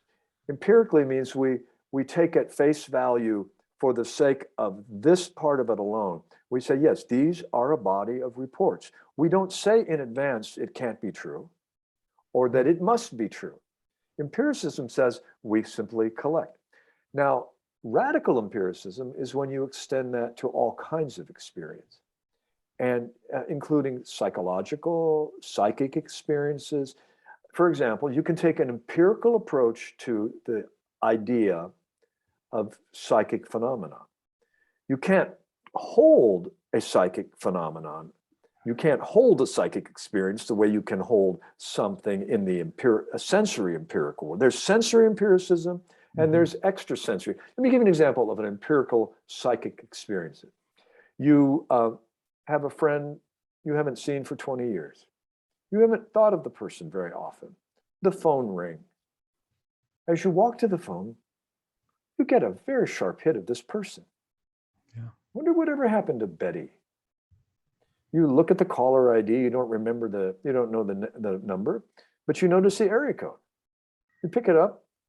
Hi, Keith, it's Betty. You didn't expect to hear from me. Okay, that's officially a coincidence in materialist science, in the materialist worldview. You live long enough, you'll accumulate a few coincidences. They don't tell us anything about some natural, that meaning is so widely distributed. Meaning is built into the structure of reality. No, we don't go there. So that's an empirical experience. That's an empirical piece of evidence for telepathic knowing. Yeah. It doesn't change the whole, it doesn't break the paradigm based on one case, but all of those moments of precognitive knowing. Have you ever walked around a corner and on a street, and instantly you walk onto the next street and you realize you saw that in your dream the night before, including the woman with the red coat. Yeah. And you look at her and she's looking at you like, what are you looking at? Whatever. Those, Jung wrote about these. So those are empirical. They're empirical. Materialists would say we shouldn't take them as real. The debunkers would say we shouldn't pay any mind. Why? Because they're not possible. No. You've gone to the interpretive level. Exactly. They're not impossible in the same way that rocks falling from the sky weren't possible, even though they were happening. There are lots of impossible phenomena, including officially non-existent. The UFO phenomenon is still officially non-existent, except, as many of our listeners may know, about a year and a half ago, the Pentagon did release a report of 400 cases, and only one could not be explained, and they felt that it could be explained. Maybe it was 3, but the point is, a vast number of them are unexplained as well. That's the point. I think it was out of 400, a vast number of them were not explainable, officially unexplained. That doesn't mean we know what they are, but it says finally, unexplained aerial phenomena are real, as unexplained aerial phenomena. So empirically, what's real is there's something that we don't explain. What's empirical is not what we know what it is. That part hasn't been established yet. Yeah. Empirically, we have reports of credible reports of a phenomenon at least being real as unexplained. Yeah. Yeah, it's true intellectual honesty, and it's true like personal humility to not be so ignorant to believe that just because something is phenomenal is non-explainable is we're gonna put that in the box of, well, then it's of no interest to us, when constantly there's things that are unexplainable that have incredible value to us personally, to us as a culture. And just giving up on the fact of even pursuing it, or even saying that it's worthy to investigate, cuts ourselves off from expanding our reality, expanding. Well, there was a famous debunker named Philip Klass back in the 1960s, Klass, who was the editor of Aviation Week. He became a hobby debunker. He didn't call himself a debunker. He simply was a rational, critically minded guy who went into this crazy field of ufology, UFO research. And he, at least at one point, I don't know if he ever fully understood the consequences of what he was admitting when he said this, but he told one reporter one time, "It sounds like, Mr. Klass, you're saying that if we knew enough about every UFO report, we would find that they all have mundane explanation." Klass didn't miss a beat. He said, "Exactly. That's my position." Well, there's many ways to describe that position, but it ain't science. Yeah. Because you don't say in advance, if we knew, it's purely hypothetical anyway, but to say in advance, if we knew everything that we needed to know, we would be able to explain them all prosaically, is not the way, say, the great Richard Feynman, the great physicist, he would have said, those are the ones we want to investigate, the ones that don't have, that Those are the continue most to, interest. yeah, they continue to outdistance our, we separated 90%. Those were misidentified, those hallucinations, hoaxes, or misidentified natural or unnatural. Okay, let's put those, good, take them out. It's called the phenomenological cut. So what you do, you separate all that, there's 10% left, only 1 out of 10. Philip Klass would say, well, the odds are, according to a certain kind of logic, even that 1 that remains out of the 10 will be explainable.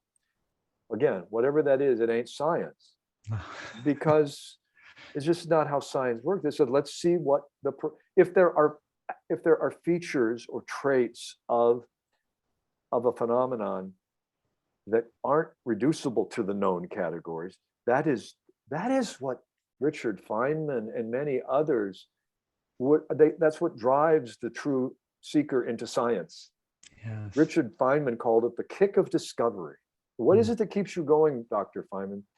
He said it's the kick of discovery, of finding out something is this or not this, or is that or not that. There's nothing more satisfying than that. Yeah. Not deciding in advance that it can't be in the name of propping up the existing paradigm. Yeah, I get the appeal of that too. Like we all have things we fight for. We fight for, we get positioned. This is my belief. Well, I don't need any evidence. I already seen, well, you might be a little stuck there. Yeah. We all get stuck in our own lives, Of course. I mean, just one that's coming to mind is think about it in 20 years period of time, the lesbian, gay, bisexual thing has gone from being it's gone to social acceptance as an expression, as a possibility, so that human beings who knew they were gay or lesbian or bisexual finally have acknowledgement that they don't belong over here in the wastebasket with we are like meteors. We exist. Yeah. We exist. Yeah. Now we're going through a period of time when we need to display flags every June for 30 days. It's a reminder of how much time we spend in denial on that phenomenon. We probably have to now have an extended period of honoring the truth so that we can get on with not even acknowledging the difference as much as we do. Yeah. So there's always the anomalies. I mean, even the very idea of anomaly. What doesn't fit? Well, tracking the anomaly can lead to the recognition, oh, maybe it is explainable. Okay, good. That's a problem solved. Yeah. But there are all kinds of anomalies that lead to the recognition. The larger issue Nick, is that reality is larger than the territory is always larger than our maps.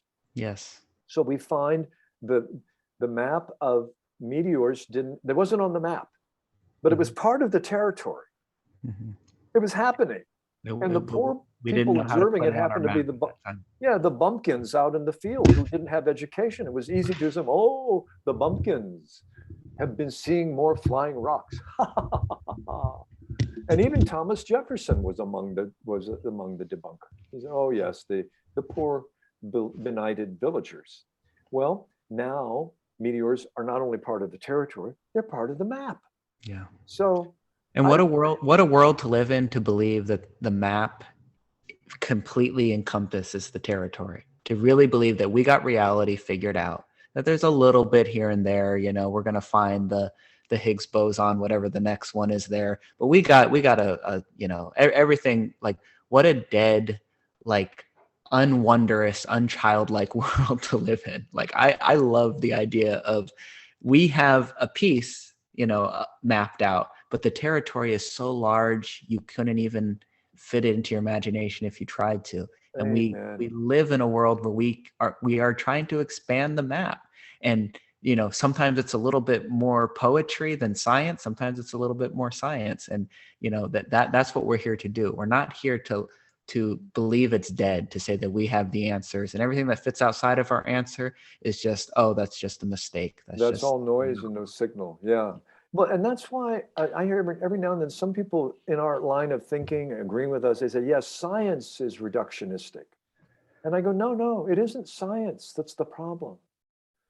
It's the particular application. It's fake science. Yeah. It's when it's an ideology within. It's science. When science resorts to its ideological end. And as I said, just as it was the church who was putting Galileo in house arrest, it is now the scientist who hound. I mean, let me give you an example. Let me give you an example of house arrest. If you know of Rupert Sheldrake, he's a renegade biologist who believes that evolution happens through the transmissions of form, morphic resonance, so in any case, he's a philosopher of science who believes consciousness is intrinsic to all of reality. It's baked in. It's a meaningful, alive universe. Intelligence is brimming. And he's also an empiricist. He does studies of how dogs seem to know their masters are coming home. He has a wonderful study. How do dogs know their masters are coming home? Well, they hear the car.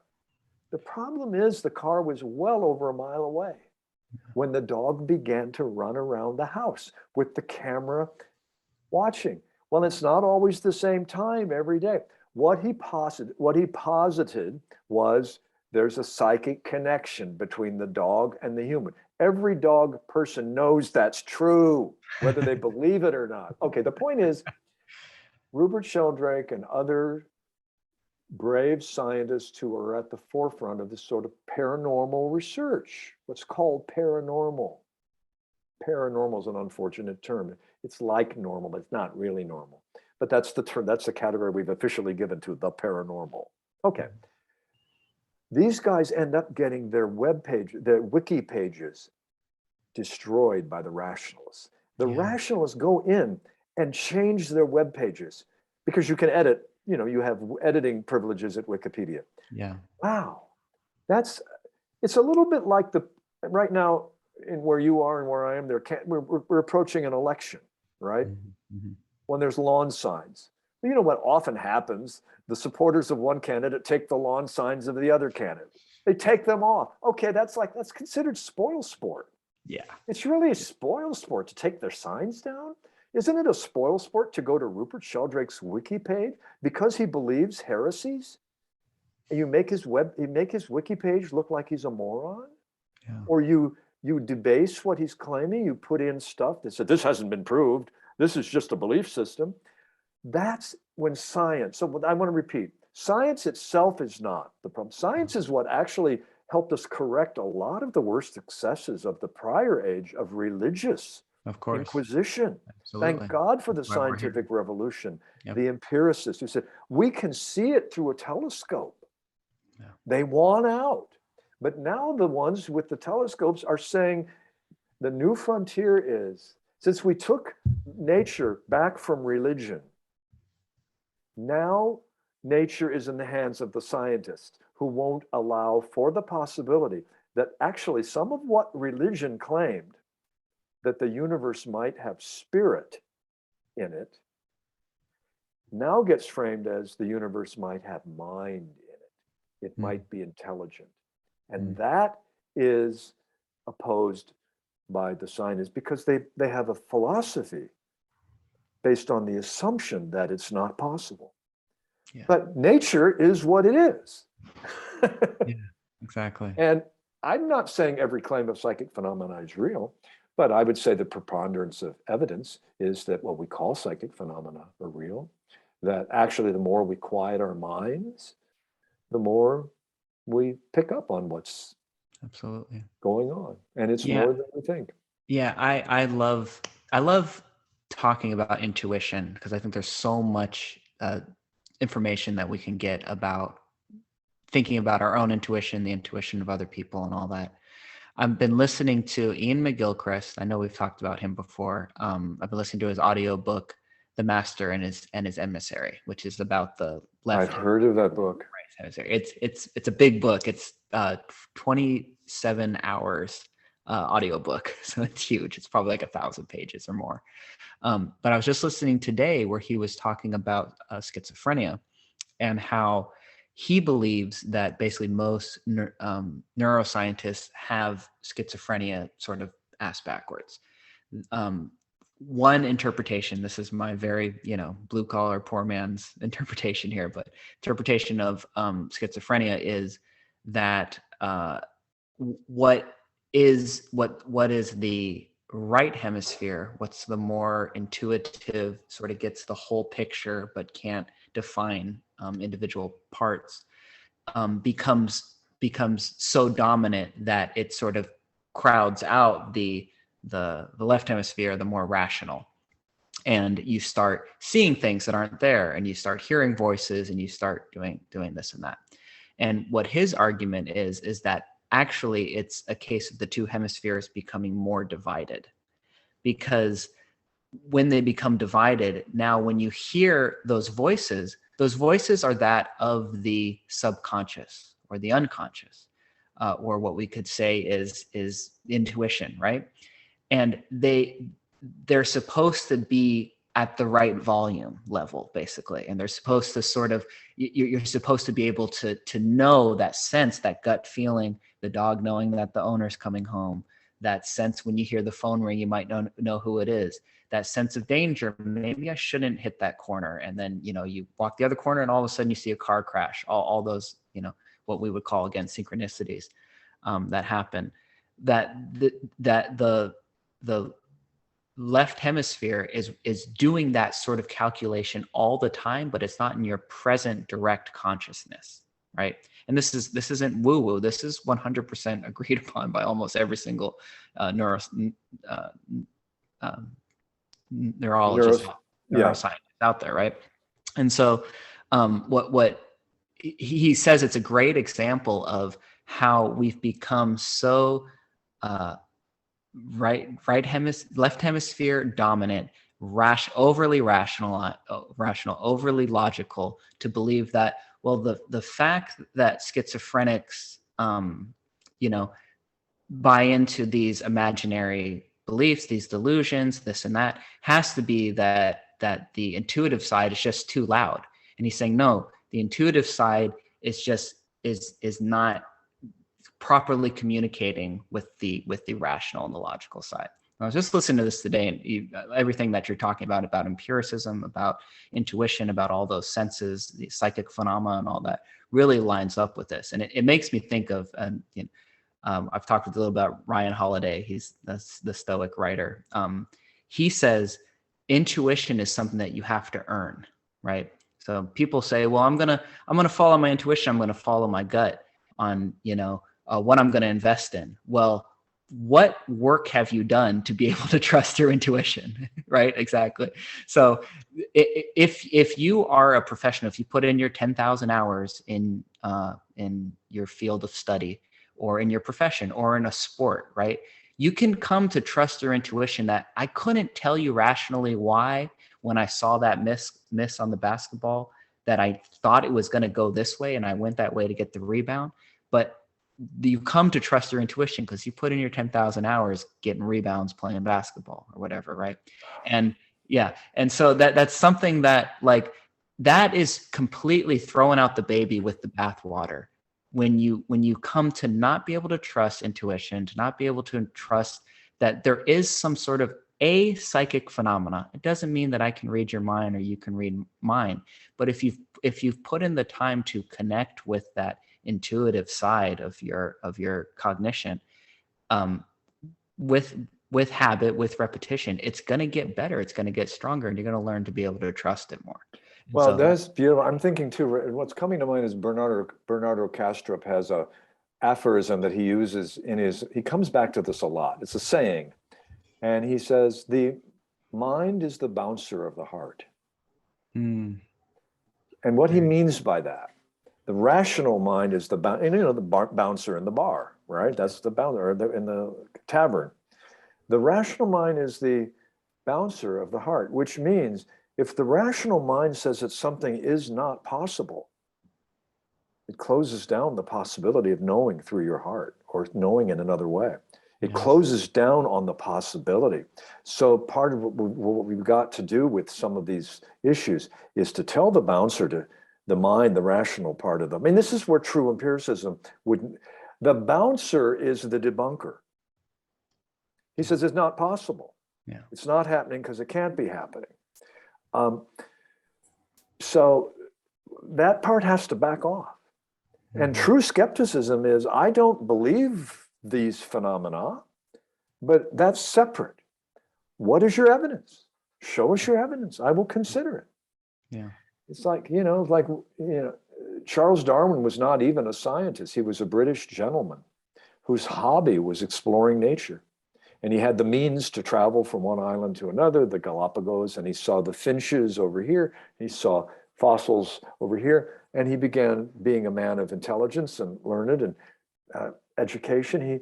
He formulated the theory of the descent of species, the origin of species through empirical research, gathering fossils. That's what fossils are. We see them in museums. Well, what is the psychological equivalent of fossil collecting? It's collecting evidence. And what about this as a possibility? What if, imagine a natural history. It's just what I described. Darwin was a natural historian. He collected physical evidence and created a theory. He did natural history in present time. That same impulse to be of natural history, what about the idea of a natural history of the future? Namely, if there are potentials that are present but are not fully developed in human nature. For example, what if psychic phenomena are actually widely distributed in human beings but are latent? They're not developed, because to use Donald Hoffman's stuff, evolution doesn't require us to believe in survival. Doesn't, although the truth is arguably intuition does have survival value. Which is why maybe it's showing up more. Why it's showing up more now that we are headed for some potential reckonings with environmentalism and so on and so forth. But it could well be that the research that we could do on paranormal phenomena now, psychic phenomena, new capacities may be coming online for human beings. If so, to investigate those is to do a natural history of a future that we're living into. I love it. That is think about life that way. And so empiricism means keeping your eyes and your ears and your heart open for evidence around you. Just observe. Empiricism means observe your surroundings. There's another thing that William James said, in addition to celebrating radical empiricism, taking a radically empirical approach to experience of all kinds, even experiences that are outside an established worldview. He also had another category right next to it. That is the dangers of over-interpreting and of belief. Yes, he called it overbelief. He said we must be open. His first point was we must be open to the most extraordinary experiences and the most extraordinary possibilities imaginable. And we must also guard against overbelief about those experiences. And those two, one without the other, the credulous mind, open to everything, but never does any testing, never shows any skepticism, becomes the true believer. Yeah. The other side is the pure skeptic, overrides curiosity. So if you're so concerned about overbelief that you limit your experience to something very narrow because you don't want to be credulous, you don't want to believe anything if there's not evidence. So that's when the bouncer of the heart is keeping a lot of evidence out of the bar. The bouncer has to back off. You can come through. You at the red line, you can come through. The other couple, you can come through. You know, the bouncer has to let more people in. Of course, at but least the bouncer also has to keep out the guy that's going to pick fights or the guy that's right. carrying a So knife. that's part of It's the a bouncer's balance. job, is to keep the bad guys out, but not, you know, not go too far in either direction. If the bouncer doesn't do any bouncing, he's no good. Even if he's 300 pounds, he's just a softie. But if he gets everybody out, well, what kind of a night will it be if no creative people are allowed in the bar? Yeah, I mean, that's a beautiful metaphor. And that's something that I just personally, and I think we all, as we reflect on our lives, you know, falling in love, especially romantic love, like the mind goes, this, don't do it. What are you thinking? Like, you know, you're going to be exposed to heartache and heartbreak, and, you know, they might play you for a fool and this and that.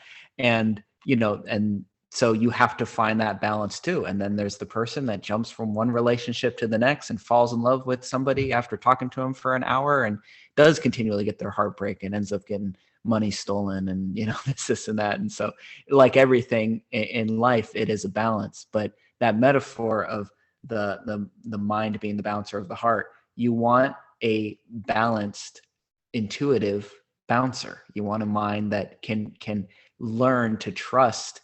This is something worth investigating. This is something worth opening up to and being vulnerable to, because in a way it's like it allows you to be able to fall in love with life, to fall in love with experience, to fall in love with like the day-to-dayness of life itself. And that's a huge part of this, is striking that balance. How much are you going to allow yourself to be open to, and you know, proper discernment, and what are the things that are truly dangerous for, you know, yourself and your family and everything else in between. I just think it's such a useful framing for everything in life, whether we're investigating, you know, going into the unknown, or just our day-to-day decisions that we make in our relationships. And, you know what's coming to mind, I want to be very mindful about introducing this. That's an idea we've talked about before, but I want to introduce it with the recognition that we probably need to look near the end of the conversation. Okay. And maybe this is a going out idea, but it's planting a seed for the next and that is the Jungian idea of the tandem. There's a tandem relationship between two principles. And it is, and I remember we've talked about this before, it is the archetype of the puer, P-U-E-R. That's a Latin term for the spirit of youth.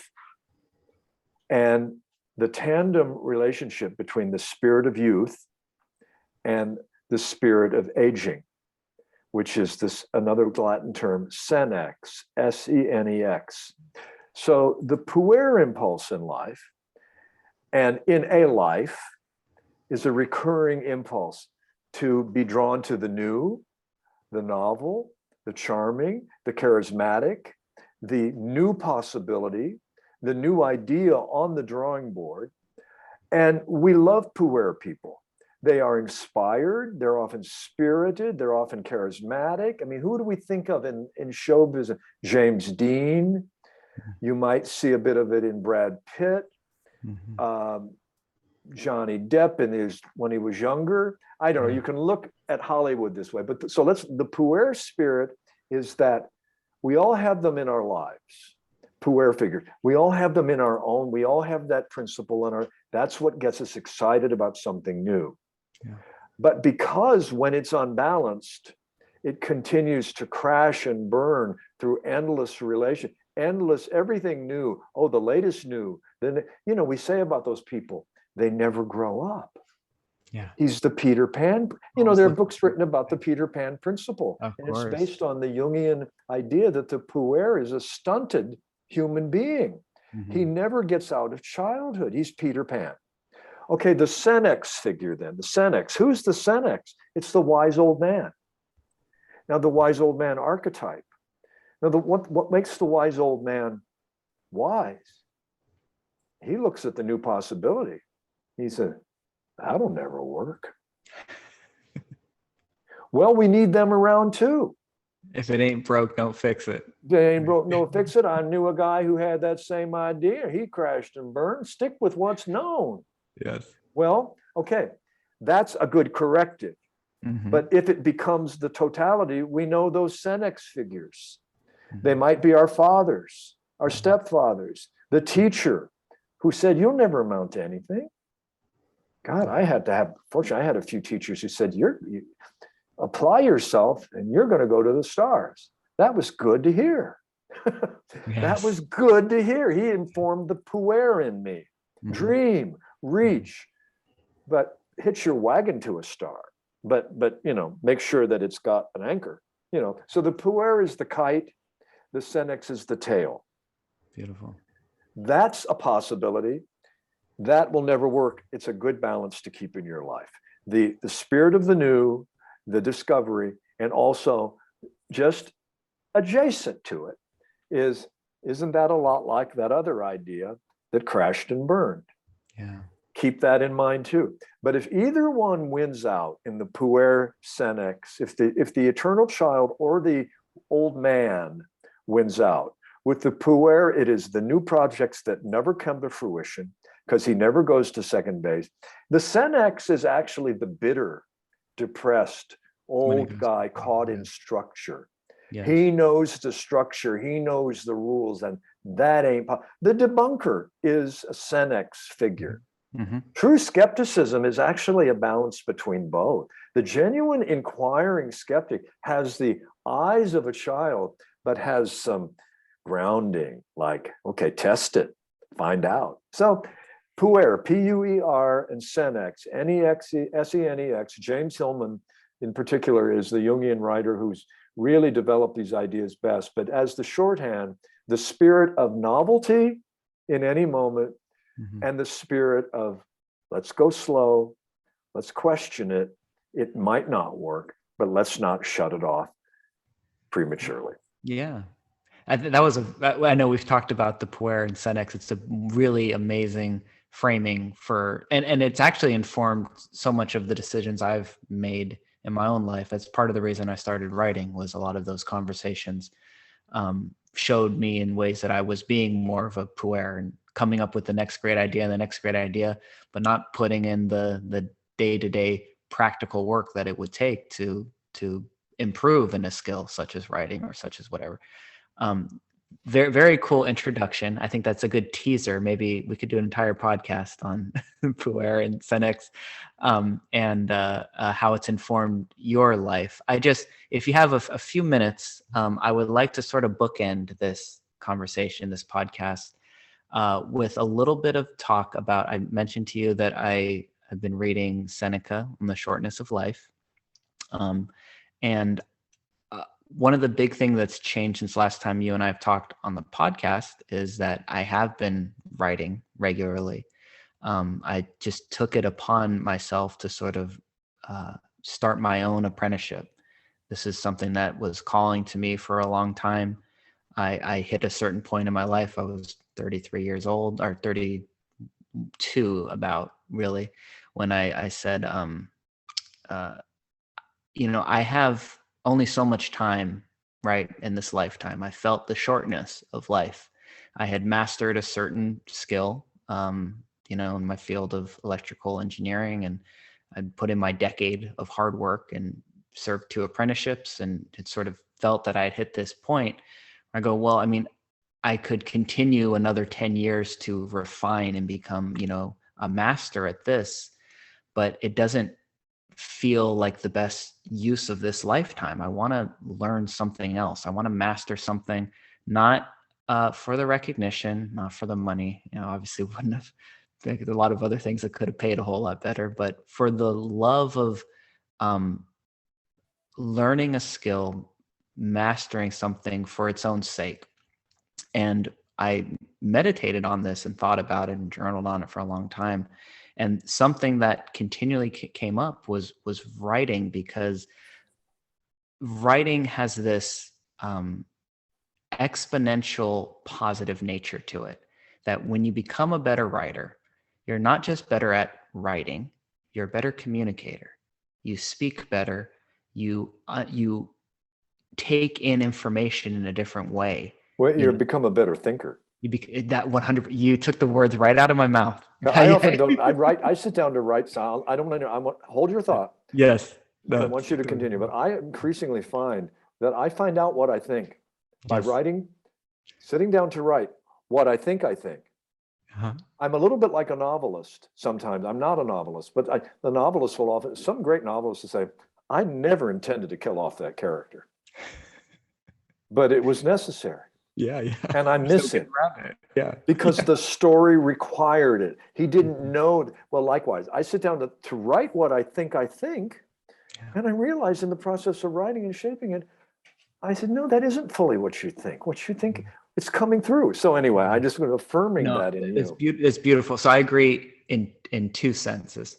One, when I go to sit down to write an article, I always believe I know exactly what I'm going to say and how I'm going to say it.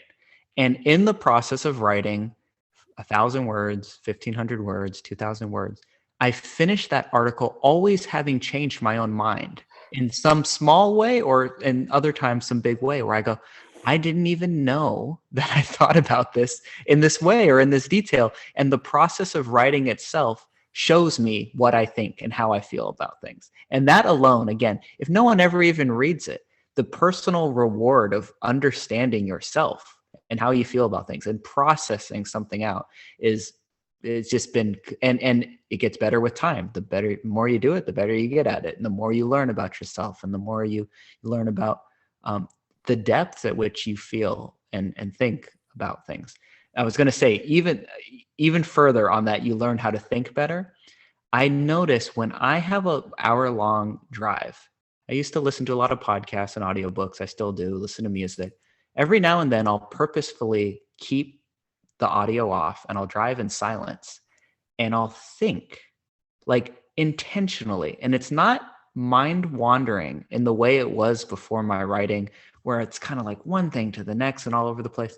Meditation probably helps with this too, but I can like stay on topic and think something out in a way that I never could before I wrote regularly. So on an hour-long drive, I can pick a topic, whether it's something in my life, some important decision that I have to make, or something I want to write about. How am I going to communicate this, this idea?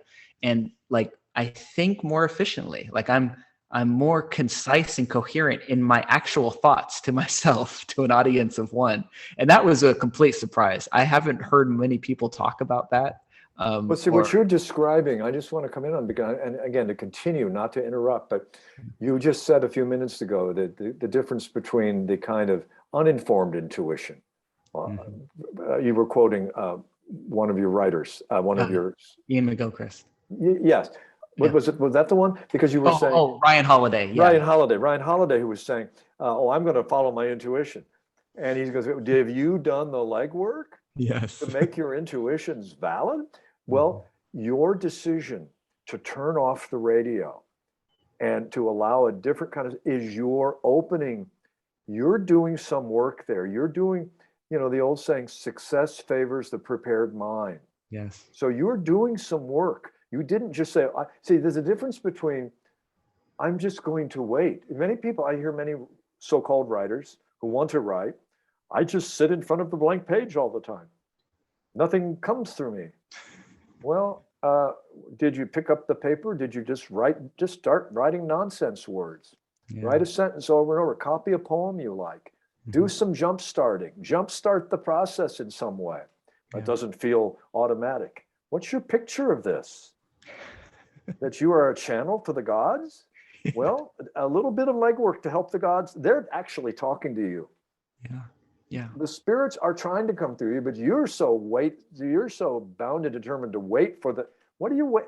How do you know? Anyway, you're Yeah. talking about making yourself available in that car and tuning yourself. You tuned yourself. Yeah. So something could come through. You're doing your part of it. Yeah, no, exactly. And that's, and it's one of those things, the more you do it, the easier that channel comes through, you know, and it's been one of the most rewarding things in my life. So talking about Seneca, the shortness of life, talking about how much time we have here, you know, the article that I wrote the other day, Memento Mori, remember that you will die. Um, Again, going back to that moment that I talked about, looking at down the barrel of the gun for the second time and feeling both the sadness but also the peace and the contentment. Something that came to my mind in that moment was part of the reason I felt okay was because I've been writing, and the whole motive of the writing was I want to leave something behind for my daughters to read. Not at the age they're at now, but at an older age. I always imagine them maybe right out of college, or maybe, you know, in college, or just having graduated. And with that motive, I sit down and I write the best lessons and the most valuable things I want to communicate to them. I haven't, knock on wood, I haven't hit writer's block. You know, I don't sit down and wait for inspiration. I got things to say to my daughters, and it hasn't slowed down, and it's grown since I've started doing this. And again, getting back to that moment of like, I felt like I had done the homework in a way. And afterwards, within the next day, you know, I went home, I went to my buddy's home, I rested, I got up the next day, I got my car rekeyed and all that. I was sitting down at the laptop writing like that afternoon, because I felt like the urgency of like, yeah, man, you know, it was all sort of theoretical. You don't know how long you have, and this whole idea of writing to leave something behind for them and to share with the world, and this and that. But it wasn't as theoretical at that point. It was like you faced it. And I've felt ever since, again, it's not out of scarcity or fear. It's out of this appreciation that I've been given this gift of life and time and fingers that work and a mind that works well enough that I can translate something onto the page. And we've talked, you and I have talked a lot about writing. I've learned so much about how to approach it and everything like that. I just wanted to bookend this conversation with my little piece on that, and how you think about your project, your life project of writing.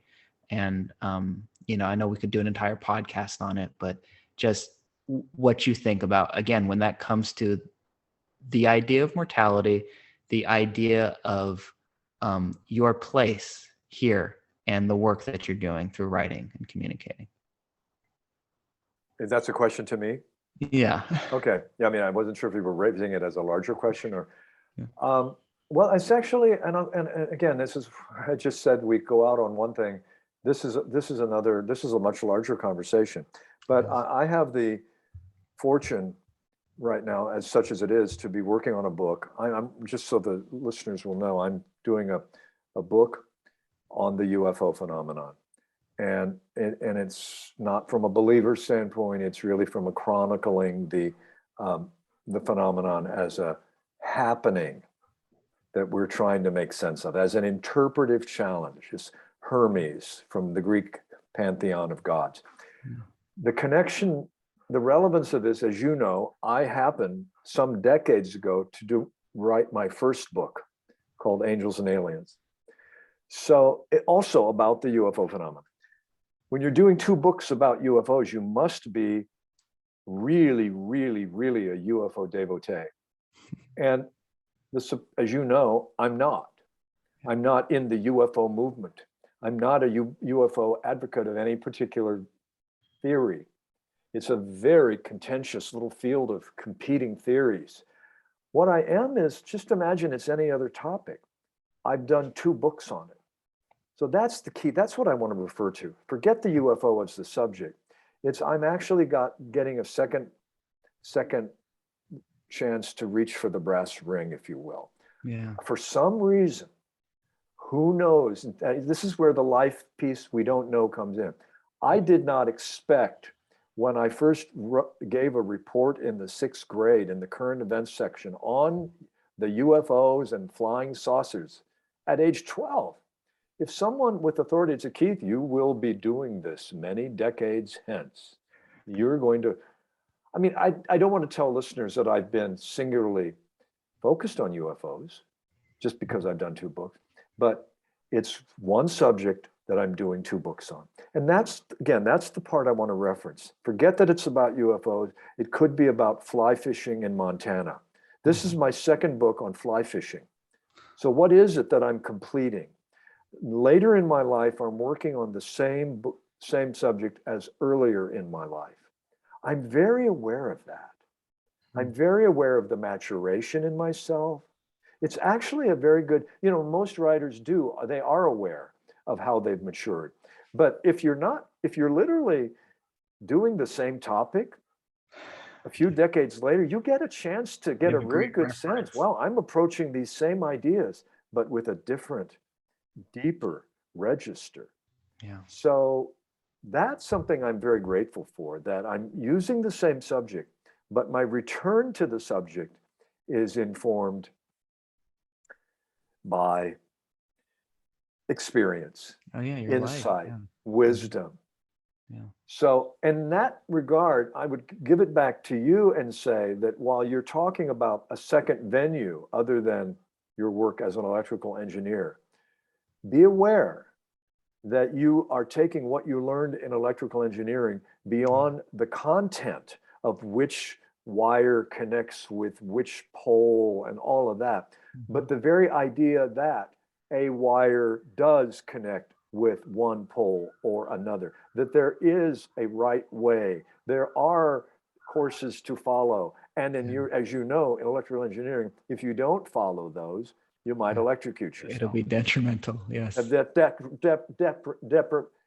Detrimental is a very broad, is a much broader term. So there is an alchemy to electrical engineering. There is a precision, and yet there's still electrical engineers are always figuring out new things about how to build, about how to configure. So whatever that alchemy is, you're bringing that in. In fact, I've been guessing that part of the fact that you don't have writer's block is you also don't have electrical engineering block. Yeah, you do what's right in front of you. You do what the job is. You may not know how to get this one, how to get the electricity from this part of the building to that, or why, where is it shutting down? Where's the dead zone? I'm sure those, okay, you gotta troubleshoot. But you gotta troubleshoot. There's no question about whether to troubleshoot. It's not working. So you've got to troubleshoot. So you try to make it effective. Those are the same, you're taking that into writing.